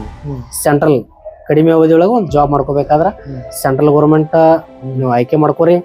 ಅದು ಪ್ರಿಪ್ರೇಷನ್ ಯಾವ ರೀತಿ ಮಾಡೋದಿದೆ, ಅದು ಎಕ್ಸಾಮ್ ನಾವು ಕಡಿಮೆ ಅವಧಿಯೊಳಗೆ ಯಾವ ರೀತಿ ಕ್ರ್ಯಾಕ್ ಮಾಡೋದಿದೆ, ನಾವೆಲ್ಲ ತಿಳಿಸ್ಕೊಡ್ತೀವಿ. ಇಲ್ಲಿ ಒಂದು ವಿದ್ಯಾರ್ಥಿ ಟ್ರೈನಿಂಗ್ ಅನ್ನೋದು ಬಹಳ ಇಂಪಾರ್ಟೆಂಟ್ ಅಂತ ನನಗೆ ಅನಿಸ್ತೈತೆ. ಯಾಕಂದ್ರೆ ಆ ವಿದ್ಯಾರ್ಥಿ ರೀ ತಾವಾಗೆ ಕಲಿಯಾಕ್ ಹೋದ, ತಾವಾಗೆ ಪ್ರಿಪೇರ್ ಆಗಕ್ ಹೋದಂದ್ರೆ ಬಹಳಷ್ಟು ಮಿಸ್ಟೇಕ್ಸ್ ಮಾಡ್ಬೋದ್ರಿ. ಸಮಯದ ಕೊರತೆ ಬಾಳ, ಸಿಲೆಬಸ್ ಬಾಳ ಐತ್ರಿ, ಟೈಮ್ ಬಾಳ ಕಡಿಮೆ ಐತ್ರಿ ಪ್ರಿಪೇರ್ ಆಗ್ಬೇಕಂದ್ರೆ. ಅದೇ ರೀತಿ ರೀ ಒಂದು ವಿದ್ಯಾರ್ಥಿ ಮಿಸ್ಟೇಕ್ ಮಾಡಿ ಅದನ್ನ ರಿಕವರ್ ಮಾಡ್ಕೊಂಡ ಕಂಟಿನ್ಯೂ ಮೂವ್ ಆಗಬೇಕನ್ನೋಕ್ಕಿಂತನೂ ಇಲ್ಲಿ ಟೈಮ್ ಬಾಳ ಹಿಡಿತೈತಿ. ಕೋಚಿಂಗ್ ಗಳು ಹೆಂಗಿರ್ತಾವ ಅಂದ್ರೆ ಹುಡುಗ ವಿದ್ಯಾರ್ಥಿ ಮಿಸ್ಟೇಕ್ ಮಾಡ್ಲಬಾರ್ದು. ಗೈಡೆನ್ಸ್ ಅನ್ನೋದು, ಮಾರ್ಗದರ್ಶನ ಅನ್ನೋದು ಬಹಳ ಇಂಪಾರ್ಟೆಂಟ್. ನಾವು ಮಾರ್ಗದರ್ಶನ ಯಾವ ರೀತಿ ಕೊಡ್ತೀವಪ್ಪ ಅಂತಂದ್ರ, ನಮ್ಗೆ ಎಕ್ಸಾಮ್ಗೆ ಏನ್ ಬೇಕು, ಇವಾಗ ನೇವಿ ಆಯ್ತು, ಏರ್ಫೋರ್ಸ್ ಆಯ್ತು, SSC ಡಿಪಾರ್ಟ್ಮೆಂಟ್, ನೆಕ್ಸ್ಟ್ ಇವಾಗಂತೂ ನೋಡ್ರಿ ನಿಮ್ 4 ವರ್ಷಕ್ಕೊಮ್ಮೆ ಅಗ್ನಿವೀರ್ ಕಾಲ್ ಫಾರ್ಮ್, 4 ವರ್ಷ ಡ್ಯೂಟಿ ಮಾಡೋದು.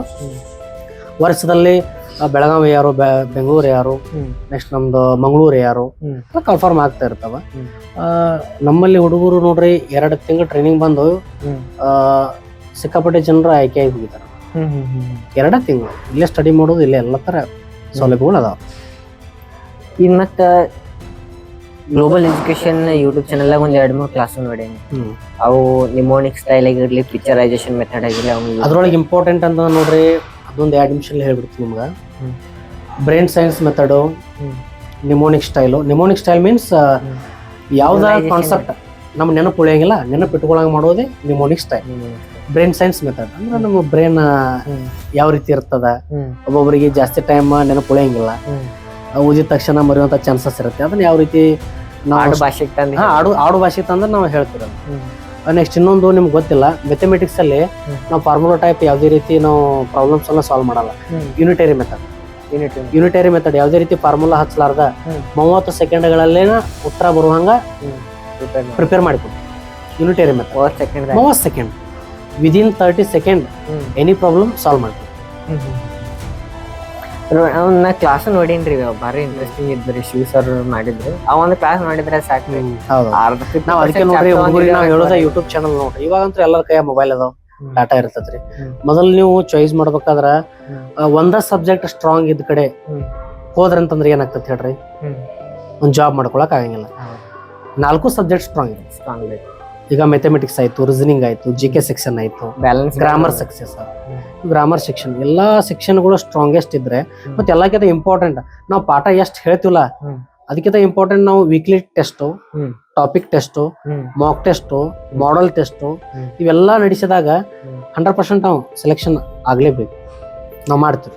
ಈಗ ಕೆಲವೊಂದಿಷ್ಟು ವಿದ್ಯಾರ್ಥಿಗಳು ಮಾಕ್ ಟೆಸ್ಟ್ ಆಗಿರ್ಲಿ, ಪ್ರಿವಿಯಸ್ ಇಯರ್ ಟೆಸ್ಟ್ ಆಗಿರ್ಲಿ ಏನ್ ಕಂಡಕ್ಟ್ ಮಾಡ್ತಾರಲ್ಲ, ಅದ್ರೊಳಗೂ ಬಹಳಷ್ಟು ಮಿಸ್ಟೇಕ್ಸ್ ಮಾಡ್ತಾರೆ. ನಾ ಹೇಳೋ ಪ್ರಕಾರ ಹೆಂಗೈತೆ ಅಂದ್ರಿ, ಒಂದು ಮಾಕ್ ಟೆಸ್ಟ್ ಕಂಡಕ್ಟ್ ಆಗ್ಯಾರ, ಟೆಸ್ಟ್ ಅಟೆಂಡ್ ಆಗ್ಯಾರಿ, ರಿಸಲ್ಟ್ ಬತ್ರಿ. ಒಂದ್ 20ರಾಗ ಎಷ್ಟಪ್ಪ ಅಂದ್ರ 10 ಕರೆಕ್ಟ್ ಹಾಕ್ಯಾರಿ, 10 ತಪ್ಪ ಹಾಕ್ಯಾರಿ.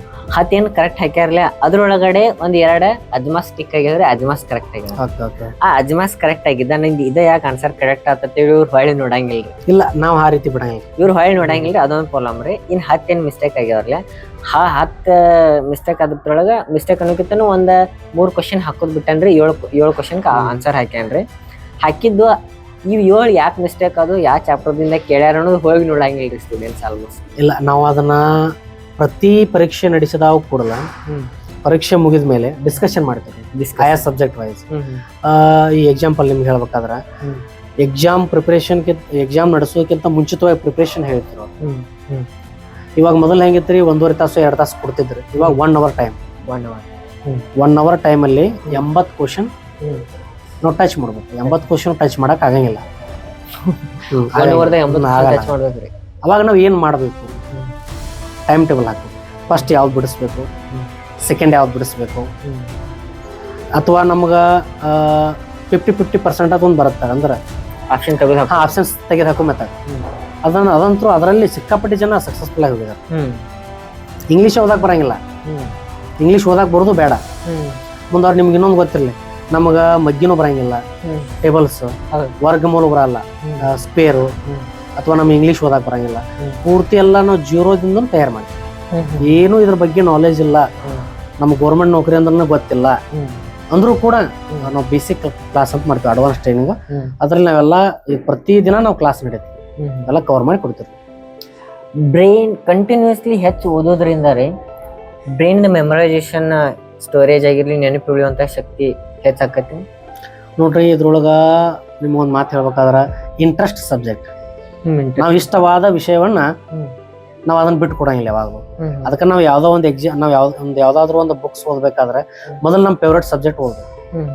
ಸಬ್ಜೆಕ್ಟ್ ಓದಿದಾಗ ನೀವು ಮುಂದೆ ಹೋಗಿ ಏನಾಗ್ತೈತಿ, ಕಠಿಣ ವಿಷಯನ ಓದಿದಾಗ ನೀವು ಬೇಸರ ಆಗಲ್ಲ. ನೀವು ಸ್ಟಾರ್ಟಿಂಗ್ ಎಲ್ಲಾರ ಕಠಿಣ ಮ್ಯಾಥ್ಸ್ ಬಿಡಿಸೋತ ಕೂತ್ರಿ, ಅದೇನಾಗ್ತದೆ ನಿಮ್ಗ ಒಮ್ಮೆ ಇಷ್ಟು ಎಲ್ಲ ಐತಲ್ಲ, ನನ್ನ ಕೈಯಿಂದ ಆಗಂಗಿಲ್ಲ ಅನ್ನೋದ ಒಂದು ತಲೆ ಒಳಗೆ ಬಂದ್ ಬಿಡ್ತೈತಿ. ಅದಕ್ಕೆ ನಮಗ ಇಷ್ಟವಾದ ಸಬ್ಜೆಕ್ಟ್ ಅನ್ನ ಮೊದಲು ನಾವು ಅದನ್ನ ಆಯ್ಕೆ ಮಾಡ್ಕೊಂಡು ಅದು ಇಷ್ಟವಾದ ವಿಷಯವನ್ನ ನಾವು ಆಯ್ಕೆ ಮಾಡಿಕೊಂಡಾಗ ಆಮೇಲೆ ತದನಂತರ ಪ್ರಾಕ್ಟೀಸ್ ಮಾಡಿದಂಗ ನಿಮ್ಗೆ ಏನಾಗತ್ತಿ ಒಂದು ಎಕ್ಸಾಮ್ನ ಕ್ರ್ಯಾಕ್ ಮಾಡ್ಬೋದು. ಮತ್ತೆ ಯಾವ್ದೋ ಒಂದು ಸಬ್ಜೆಕ್ಟ್ ದಾಗಿರ್ಲಿ, ಯಾವ್ದೋ ಒಂದು ಟಾಪಿಕ್ ದಾಗಿರ್ಲಿ ಓವರ್ ವ್ಯೂ ನಮಗ್ ಗೊತ್ತಿತ್ತ ತಿಳ್ಕೊರಿ ಅದ್ರ ಮ್ಯಾಗಿನ ಕ್ಯೂರಿಯಾಸಿಟಿ ಹೆಚ್ಚಾಗ್ತೈತ್ರಿ. ಹೆಚ್ಚಾಗ್ತದೆ. ಮತ್ರಿ ಇನ್ನೊಂದ್ರಿ, ಸ್ಟೂಡೆಂಟ್ಸ್ ಪ್ರಿಪೇರ್ ಮಾಡ್ತಿರ್ಬೇಕಾದ್ರೆ ರೀ ಮಿಸ್ಟೇಕ್ಸ್ಗಳು ಭಾಳ ಮಾಡ್ತಿರ್ತಾರಲ್ರಿ. ಅವ್ರು ಎಷ್ಟು ಮಿಸ್ಟೇಕ್ ಮಾಡ್ತಾರಲ್ರಿ ಅಷ್ಟು ಇಂಪ್ರೂವ್ಮೆಂಟ್ ಆಗ್ತಾರೆ. ಮಿಸ್ಟೇಕ್ ಮಾಡಿದಷ್ಟು ಇಂಪ್ರೂವ್ಮೆಂಟ್ ಆಗ್ತದೆ. ಎಕ್ಸಾಂಪಲ್ ನಿಮ್ ಮುಂದೆ ಹೇಳ್ರಿ, ಲಾಯರ್ ರೀ ಎಷ್ಟು ಸಲ ಫೇಲ್ ಆಗ್ತಾರೋ ಅವ್ರೊಂದು ಪರ್ಫೆಕ್ಟ್ ಲಾಯರ್ ಆಗ್ತಾರೆ. ಯಾಕಂದ್ರೆ ಅವ್ರು ಪದೇ ಪದೇ ಪದೇ ಪದೇ ಓದಬೇಕಲ್ರಿ, ಪರ್ಫೆಕ್ಟ್ ಆಗಿಬಿಡ್ತಾರೆ. ಮಿಸ್ಟೇಕ್ಸ್ ಮಾಡ್ಬೇಕು. ಅದು ಮಿಸ್ಟೇಕ್ಸ್ ಹೆಂಗ್ ಮಾಡ್ಬೇಕು, ಮಿಸ್ಟೇಕ್ಸ್ ಮಾಡಿದಾಗ ಗೈಡೆನ್ಸ್ ತಗೊಂಡು ತಿದ್ಕೊಂಡು ಮುಂದೆ ಹೋಗ್ಬೇಕು. ಕೆಲವೊಂದಿಷ್ಟು ವಿದ್ಯಾರ್ಥಿಗಳು ಹೆಂಗಿರ್ತಾರೆ, ಒಂದೇನೋ ಓದ್ಯಾರ ತಿಳ್ಕೋರಿ ಓದೇನ ತವ್ರಿಗೆ ಅನಿಸ್ತೈತ್ರಿ, ಅದ ಏನೋ ನೆನಪಿಡಂಗಿಲ್ಲ. ಈಗ ಒಂದ್ ಬುಕ್ಕ ಓದ್ಬೋದು, 2 ಬುಕ್ ಓದ್ಬೋದು. ಎಲ್ಲಿವರೆಗೆ ನಾವು ರಿವಿಷನ್ ಮಾಡ್ಕೊಳಲ್ಲ ಅಲ್ಲಿವರೆಗೆ ನಾವು ಒಂದು ಎಕ್ಸಾಮ್ ಕ್ರ್ಯಾಕ್ ಮಾಡಕ್ ಆಗಲ್ಲ. ರಿವಿಷನ್ ಅನ್ನೋದು ಭಾಳ ಇಂಪಾರ್ಟೆಂಟ್ ಐತ್ರಿ. ಅದಕ್ಕಾಗಿ ನಮ್ಮ ಒಂದು ಫೋಕಸ್ ರಿವಿಷನ್ ಕಡೆ ಜಾಸ್ತಿ ಇರುತ್ತೆ. ನೀವು ಎಷ್ಟು ಓದ್ತಿರೋ ಬಿಡ್ತಿರೋ ಸೆಕೆಂಡ್ರಿ, ಬಟ್ ಓದಿದ್ದನ್ನ ವಾಪಸ್ ರಿವಿಷನ್ ಮಾಡ್ಕೋಬೇಕು. ಅದು ಒಂದ್ ಐತ್ರಿ. ಮತ್ತ ಒಂದು ನನಗೆ ಅನಿಸೋ ಪ್ರಕಾರ ಒಂದು ವಿದ್ಯಾರ್ಥಿ ಒಂದು ಬೇಸಿಕ್ ಓವರ್ ಇರ್ಲಿ, ಏನೋ ಒಂದ್ ಸ್ವಲ್ಪ ಬೇರೆ ಕಡೆ ಕೋಚಿಂಗ್ ತಗೊಂಡ್ ಬಂದಾನು, ಬೇರೆ ಸಂಸ್ಥೆ ಕಲಿಯಾಕ್ ಬಂದಾನು ಅಂದ್ರೆ ಅವ್ನು ನನಗೇನು ಗೊತ್ತಿಲ್ಲ, ಇಲ್ಲಿ ಜೀರೋ ಅದಾನ್ಯ, ಜೀರೋದಿಂದ ಕಲಿಯಾತ ನೋಡಿ ಒಂದು ಮೈಂಡ್ ಸೆಟ್ಲೆ ಬರ್ಬೇಕು. ಯಾಕಂದ್ರೆ ಅವಂಗ ಅನಿಸ್ತಿರ್ತೈತ್ರಿ ನಂಗಿದು ಬರ್ತೈತೆ ಅಂತ ಹೇಳಿ, ಆದ್ರೆ ಅವಂಗ ಅಲ್ಲಿ ಇರೋದಿಲ್ಲ. ಯಾಕಂದ್ರೆ ಮೈಂಡ್ ಸೆಟ್ ಜೀರೋ ಇಟ್ಕೊಂಡ್ ಬರ್ಬೇಕು. ಈ ಒಟ್ಟು ನಾವ್ ಹೇಳುದಿಲ್ಲ ಏನಿಲ್ಲ ಸ್ಟಾರ್ಟಿಂಗ್. ಒಂದು ತರಗತಿಯಲ್ಲಿ 50 ವಿದ್ಯಾರ್ಥಿಗಳು ಅದಾರಂದ್ರ 50 ವಿದ್ಯಾರ್ಥಿಗಳ ಮೈಂಡ್ ಸೆಟ್ ಒಂದೇ ರೀತಿ ಇರಂಗಿಲ್ಲ. ಆಲ್ರೆಡಿ ಒಂದು 2 years ಪ್ರಿಪೇರ್ ಮಾಡಿದವ್ರು ಬಂದಿರ್ತಾರೋ, ಬೇರೆ ಬೇರೆ ಕಡೆ ಕೋಚಿಂಗ್ ತಗೊಂಡ್ ಬಂದಿರ್ತಾರೋ, ಅಥವಾ ಎಲ್ಲೂ ಕೋಚಿಂಗ್ ತಗೊಲ್ಲ ಡೈರೆಕ್ಟ್ ಇಲ್ಲೇ ಬಂದಿರ್ತಾರೆ. ನಮ್ದು ಮೈಂಡ್ ಸೆಟ್, ನಾವು ನಮ್ಮಲ್ಲಿರ್ತಕ್ಕಂಥ ಟೀಚರ್ಸ್ ಅವ್ರ ಮೈಂಡ್ ಸೆಟ್ ಅಲ್ಲಿರೋದು ನಮ್ಮ ಮುಂದೆ ವಿದ್ಯಾರ್ಥಿಗೆ ಮುಂದಿನವ್ರಾಯ್ತು, ಹಿಂದಿನವ್ರಾಯ್ತು, ಮಿಡಲ್ ಆಯ್ತು, ಎಲ್ಲರೂ ಮೈಂಡ್ ಸೆಟ್ ಒಂದೇ. ನಾವು ಜೀರೋದಿಂದ ತಯಾರಿ ಮಾಡ್ಬೋದು. ಆ ಮೈಂಡ್ ಸೆಟ್ ಅಲ್ಲಿ ನಮ್ಮಲ್ಲಿ ಇರುತ್ತೆ.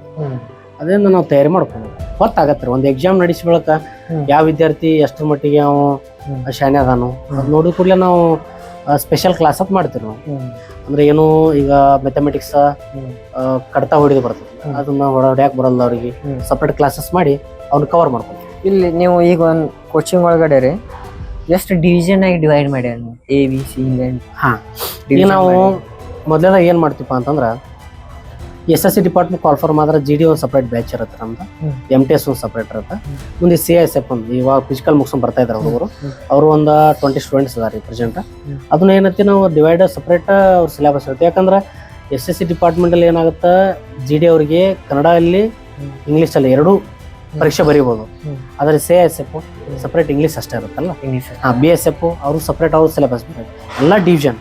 ಇನ್ನು ಡಿಪಾರ್ಟ್ಮೆಂಟ್ ವೈಸ್ SSI ಬೇರೆ ಐತ್ರಿ, ಆರ್ಮಿ ಬೇರೆ ಐತಿ, CSF ಬೇರೆ ಐತಿ. ನಾನು ಕೇಳ್ತಿರೋದು SSC ಐತೆ ತಿಳ್ಕೊರಿ, SSC ಒಳಗಡೆ ಮತ್ತೆ ABC ಹಿಂಗೇನು ಡಿವಿಷನ್ ಬಿಟ್ಟಾರೆ ಅಂದ್ರೆ ಡಿವಿಷನ್ ಅಂದ್ರೆ ಅದು ನಾವು ಬೇಸಿಕ್ ಕ್ಲಾಸ್ ಒಂದು ಬೇಸಿಕ್ ಕ್ಲಾಸ್, ಒಂದು ಬೇಸಿಕ್ ಒಂದು ಅಡ್ವಾನ್ಸ್ ಪ್ರಿಪರೇಷನ್ ಕ್ಲಾಸ್. ಯಾಕಂತಂದ್ರೆ ಅಲ್ಲಿ ಬೇಸಿಕ್ ಅಲ್ಲಿನ ಸಾಕಷ್ಟು ಜನ ಬರ್ತಾರ. ಅಂದ್ರೆ ಈಗ ನಮ್ಮ ಎಜುಕೇಶನ್ ಸಿಸ್ಟಮ್ ಹೆಂಗೈತೆ ಅಂದ್ರೆ ರೀ, ಕ್ಲಾಸಸ್ ಡಿವೈಡ್ ಮಾಡ್ತೈತ್ರಿ. ಈ ದೊಡ್ಡ ದೊಡ್ಡ ಕಾಲೇಜಸ್ ಆಗಿರ್ಲಿ, ದೊಡ್ಡ ದೊಡ್ಡ ಸ್ಕೂಲ್ಸ್ ಒಳಗಡೆ ನೋಡ್ರಿ, ಒಂದು ಕ್ಲಾಸ್ ಐತಂದ್ರೆ ABCD ಈ ತಕ ಡಿವೈಡ್ ಮಾಡಿರ್ತಾರೆ. ಅಲ್ಲಿ ಹೆಂಗಿರ್ತೈತೆ ಅಂದ್ರೆ AB ಐತಂದ್ರೆ ಅಲ್ಲಿ ಟಾಪ್ ಫ್ಯಾಕಲ್ಟಿ ಅಗ್ದಿ ಹೈಯೆಸ್ಟ್ ಇರುವಂತ ಟೀಚರ್ಸ್ ಅಷ್ಟೇ ಹೋಗಿ ಟೀಚ್ ಮಾಡ್ತಾರೆ. D ಆಗಿರ್ಲಿ E ಆಗಿರ್ಲಿ ಅಲ್ಲಿ ಯಾರು ನೋಡಂಗಿಲ್ಲ. ನಮ್ಮಲ್ಲಿ ನಿಮ್ಗೆ ಒಂದು ಕ್ಲಾರಿಟಿ ಕೊಟ್ಬಿಡ್ತೀನಿ. ಒಂದು ಬೇಸಿಕ್ ಕ್ಲಾಸ್, ಇನ್ನೊಂದು SSGD ಒಂದು ಅಡ್ವಾನ್ಸ್ ಟ್ರೈನಿಂಗ್ ಕ್ಲಾಸ್. ನಮ್ದು 2 ತಿಂಗಳ ಬ್ಯಾಚ್ ಕ್ಲಿಯರ್ ಮಾಡ್ತಿರು. 2 ತಿಂಗಳು ತರಬೇತಿ ತಗೊಂಡ್ರೆ ನೆಕ್ಸ್ಟ್ ನಾವು ಓದಾಕ್ ಬಿಟ್ಬಿಡ್ತೀವಿ. ಏನ್ ಡೌಟ್ಸ್ ಇರುತ್ತೆ ಡೌಟ್ ಅಟ್ಟ ಕ್ಲಿಯರ್ ಮಾಡ್ಕೊಳ್ಳೋದು. ಡೌಟ್ ಕ್ಲಿಯರ್ ಮಾಡಿ ಕೊಡ್ತೀವ್ರಿ, ಬಟ್ ಆ ಕ್ಲಾಸಿಗೆ ಕುಂಟಂಗಿಲ್ಲ ಅವ್ರು. 2 ತಿಂಗಳು ಒಂದೊಂದು ಸಬ್ಜೆಕ್ಟ್ ನಮ್ಗೆ ಸರ್ ಕವರ್ ಆಗಿಲ್ಲ, ಕುಂಡ್ರಬಹುದು, ಏನ್ ತೊಂದ್ರೆ ಇಲ್ಲ. ಬಟ್ ಆದ್ರೆ ಏನೈತಿ 2 ತಿಂಗಳು ಮುಗಿದ ಕೂಡಲೇ ಅವ್ರು ಎಲ್ಲಿ ಏನು ಮಿಸ್ಟೇಕ್ ಸ್ಟಾರ್ಟಿಂಗ್ ಬಂದಾಗ ಮಿಸ್ಟೇಕ್ ಮಾಡೋದನ್ನ ಕೊನೆಯದಾಗಿ ಅದ್ ಮಿಸ್ಟೇಕ್ ಮಾಡಲ್ಲ ಅವ್ರು. ಸಪ್ರೇಟ್ ಇರ್ತದ್ರಿ. ಅವ್ರು ಮತ್ತೆ ಬಂದಾಗ ನಾವು ಪ್ರತಿ ತಿಂಗಳು ಹೊಸ ಬ್ಯಾಚ್ ಸ್ಟಾರ್ಟ್ ಮಾಡ್ತೀವಿ. ಪ್ರತಿ ತಿಂಗಳು ಈ ನೆಕ್ಸ್ಟ್ ಬ್ಯಾಚ್ ಇವಾಗ 25ನೇ ತಾರೀಕು ಸ್ಟಾರ್ಟ್ ಮಾಡೋದು. ಇದೇ ತಿಂಗಳು ನವೆಂಬರ್ 25ನೇ ತಾರೀಕು ಒಂದು ಹೊಸ SSCGD ಬ್ಯಾಚ್ ಸ್ಟಾರ್ಟ್ ಮಾಡ್ತೀವಿ. ಈಗ ಮುಂಬರು ಎಕ್ಸಾಮ್ ಬರತ್ತಾರ, ಅರಬಿದು ಬರತ್ತೈತ್ರಿ, ನೆಕ್ಸ್ಟ್ ಕಾಲ್ಫಾರ್ಮ್ ಬರ್ತೈತ್ರಿ SSCGD ಇದು. ಈಗ ಪ್ರಿಪೇರ್ ಆಗತ್ತಾರಲ್ಲ ವಿದ್ಯಾರ್ಥಿಗಳು, ಅವ್ರ ಪ್ರಿಪರೇಷನ್ ಯಾವ ರೀತಿ ಇರಬೇಕು ಮತ್ತು ಅವ್ರಿಗೆ ಏನು ಹೇಳಕ್ ಇಷ್ಟಪಡ್ತೀವಿ? ಈಗ ನೋಡ್ರಿ, ಪ್ರಿಪರೇಷನ್ ಅಂತಂದ್ರೆ ಇಲ್ಲಿವರೆಗೆ ಪ್ರಿಪರೇಷನ್ ಬಗ್ಗೆ ಮಾತಾಡಿದ್ವಿ ನಾವು. ಒಂದೇನಪ್ಪಾ ಅಂತಂದ್ರೆ ಆಯ್ಕೆ ವಿಧಾನ ಅವರಲ್ಲಿ ಒಂದು ಸ್ಪಷ್ಟವಾಗಿ ಗೊತ್ತಿರ್ಬೇಕು. ಅವ್ರಿಗೆ ಒಂದು ಒಳ್ಳೆ ಕೋಚಿಂಗ್ ಸೆಂಟರ್ನ ಚೂಸ್ ಮಾಡಿದ್ರೆ ಅವ್ರಿಗೆ 3 ತಿಂಗಳಲ್ಲಿ ಅವ್ರನ್ನ ಗೌರ್ಮೆಂಟ್ ನೌಕರಿ ಮಾಡುವಂತ ನಾವು ಪ್ರಯತ್ನ ಮಾಡ್ತೀವಿ. ಅಂದ್ರೆ 3 ತಿಂಗಳು ಟ್ರೈನಿಂಗು, 6 ತಿಂಗಳು ಸ್ಟಡಿ ಮಾಡ್ಬೇಕು ಆಗತ್ತಾರೆ. ಮುಖ್ಯ ವಿದ್ಯಾರ್ಥಿಗಳಿಗೆ ಇದುವರೆಗೆ ನೀವು ಏನು ನೋಡ್ರಿ ಅಂದ್ರೆ ಆಲ್ಮೋಸ್ಟ್ ಯಾವ ರೀತಿ ನೀವು ಮೆಮರಿ ಪವರ್ನ ಹೆಚ್ಚು ಮಾಡಬೇಕು ಮತ್ತು ನಿಮ್ಮ ಪ್ರಿಪ್ರೇಷನ್ ಯಾವ ರೀತಿ ಇರಬೇಕು, ಸ್ಟ್ರೆಸ್ ಆಗಿರಲಿ ಪ್ರೆಷರ್ ಆಗಿರಲಿ ನಿಮ್ಮ ಮೆಮ್ರಿಯನ್ನು ಯಾವ ರೀತಿ ಒಯ್ಯಬಾರ್ದು ಅನ್ನೋದ್ರ ಬಗ್ಗೆ ಎಲ್ಲ ಸರ್ ಜೊತೆ ಈಗ ನಾವು ಡಿಸ್ಕಸ್ ಮಾಡಿದ್ದೀವಿ. ನೀವು ನಿಮ್ಮ ಮೆಮ್ರಿ ಪವರ್ ಹೆಚ್ಚು ಮಾಡಬೇಕಾದ್ರೆ ಒಂದು ಪ್ರಿಪ್ರೇಷನ್ ಮುಖಾಂತರ ನಿಮ್ಮ ಮೆಮ್ರಿ ಪವರ್ ಹೆಚ್ಚಾಕತಿ ಹೊರತು ಪ್ರೆಷರ್ದಿಂದ ಆಗೋದಿಲ್ಲ. ಕಂಟಿನ್ಯೂಸ್ ನಿಮ್ಮದು ಪ್ರಾಕ್ಟೀಸ್ ಇರಬೇಕು ಮತ್ತು ಸೋಷಿಯಲ್ ಮೀಡಿಯಾ ಆಲ್ಮೋಸ್ಟ್ ಅವಾಯ್ಡ್ ಮಾಡೋಕೆ ಟ್ರೈ ಮಾಡಬೇಕು. ನಿಮ್ಮ ಮೆಮ್ರಿ ಎಷ್ಟು ಫ್ರೀಯಾಗಿ ಇರ್ತೈತಿ, ಎಷ್ಟು ಕೂಲ್ ಇರ್ತೈತಿಲ್ಲ ಅಷ್ಟು ನಿಮ್ಗೆ ಪ್ರಿಪ್ರೇಷನ್ ಕಡೆ ಆಗಿರಲಿ, ಎಕ್ಸಾಮ್ ಸ್ಟಡೀಸ್ ಕಡೆ ಆಗಿರಲಿ ಫೋಕಸ್ ಮಾಡೋಕೆ ಹೆಲ್ಪ್ ಆಗ್ತೈತಿ. ಸೊ ನೆಕ್ಸ್ಟ್ ನಿಮಗೆ ಏನಾರೇ ಡೌಟ್ಸ್ ಇದ್ದು ಅಂದರೆ, ಇನ್ನೂ ಯಾವ್ದಾರೇ ಸ್ಟಡಿ ಮಾಡುವಂಥ ಟೆಕ್ನಿಕ್ಸ್ ಅದು ಬೇಕಾಗಿದ್ದು ಅಂದರೆ ಏನಂತ ಕಮೆಂಟ್ ಬಾಕ್ಸ್ನಾಗ ಕಮೆಂಟ್ ಮಾಡಿರಿ. ನೆಕ್ಸ್ಟ್ ಟೈಮ್ ಇದೇ ಸರ್ಗೆ ಕರೆಸಿ ನಿಮ್ಮ ಒಂದು ಕ್ವಶನ್ ಏನಪ್ಪ ಆನ್ಸರ್ ಕೊಡಿಸ್ತೀವಿ. ಸೊ ಥ್ಯಾಂಕ್ ಯು, ಜೈ ಹಿಂದ್, ಧನ್ಯವಾದಗಳು. Thank you sir. ಥ್ಯಾಂಕ್ಸ್.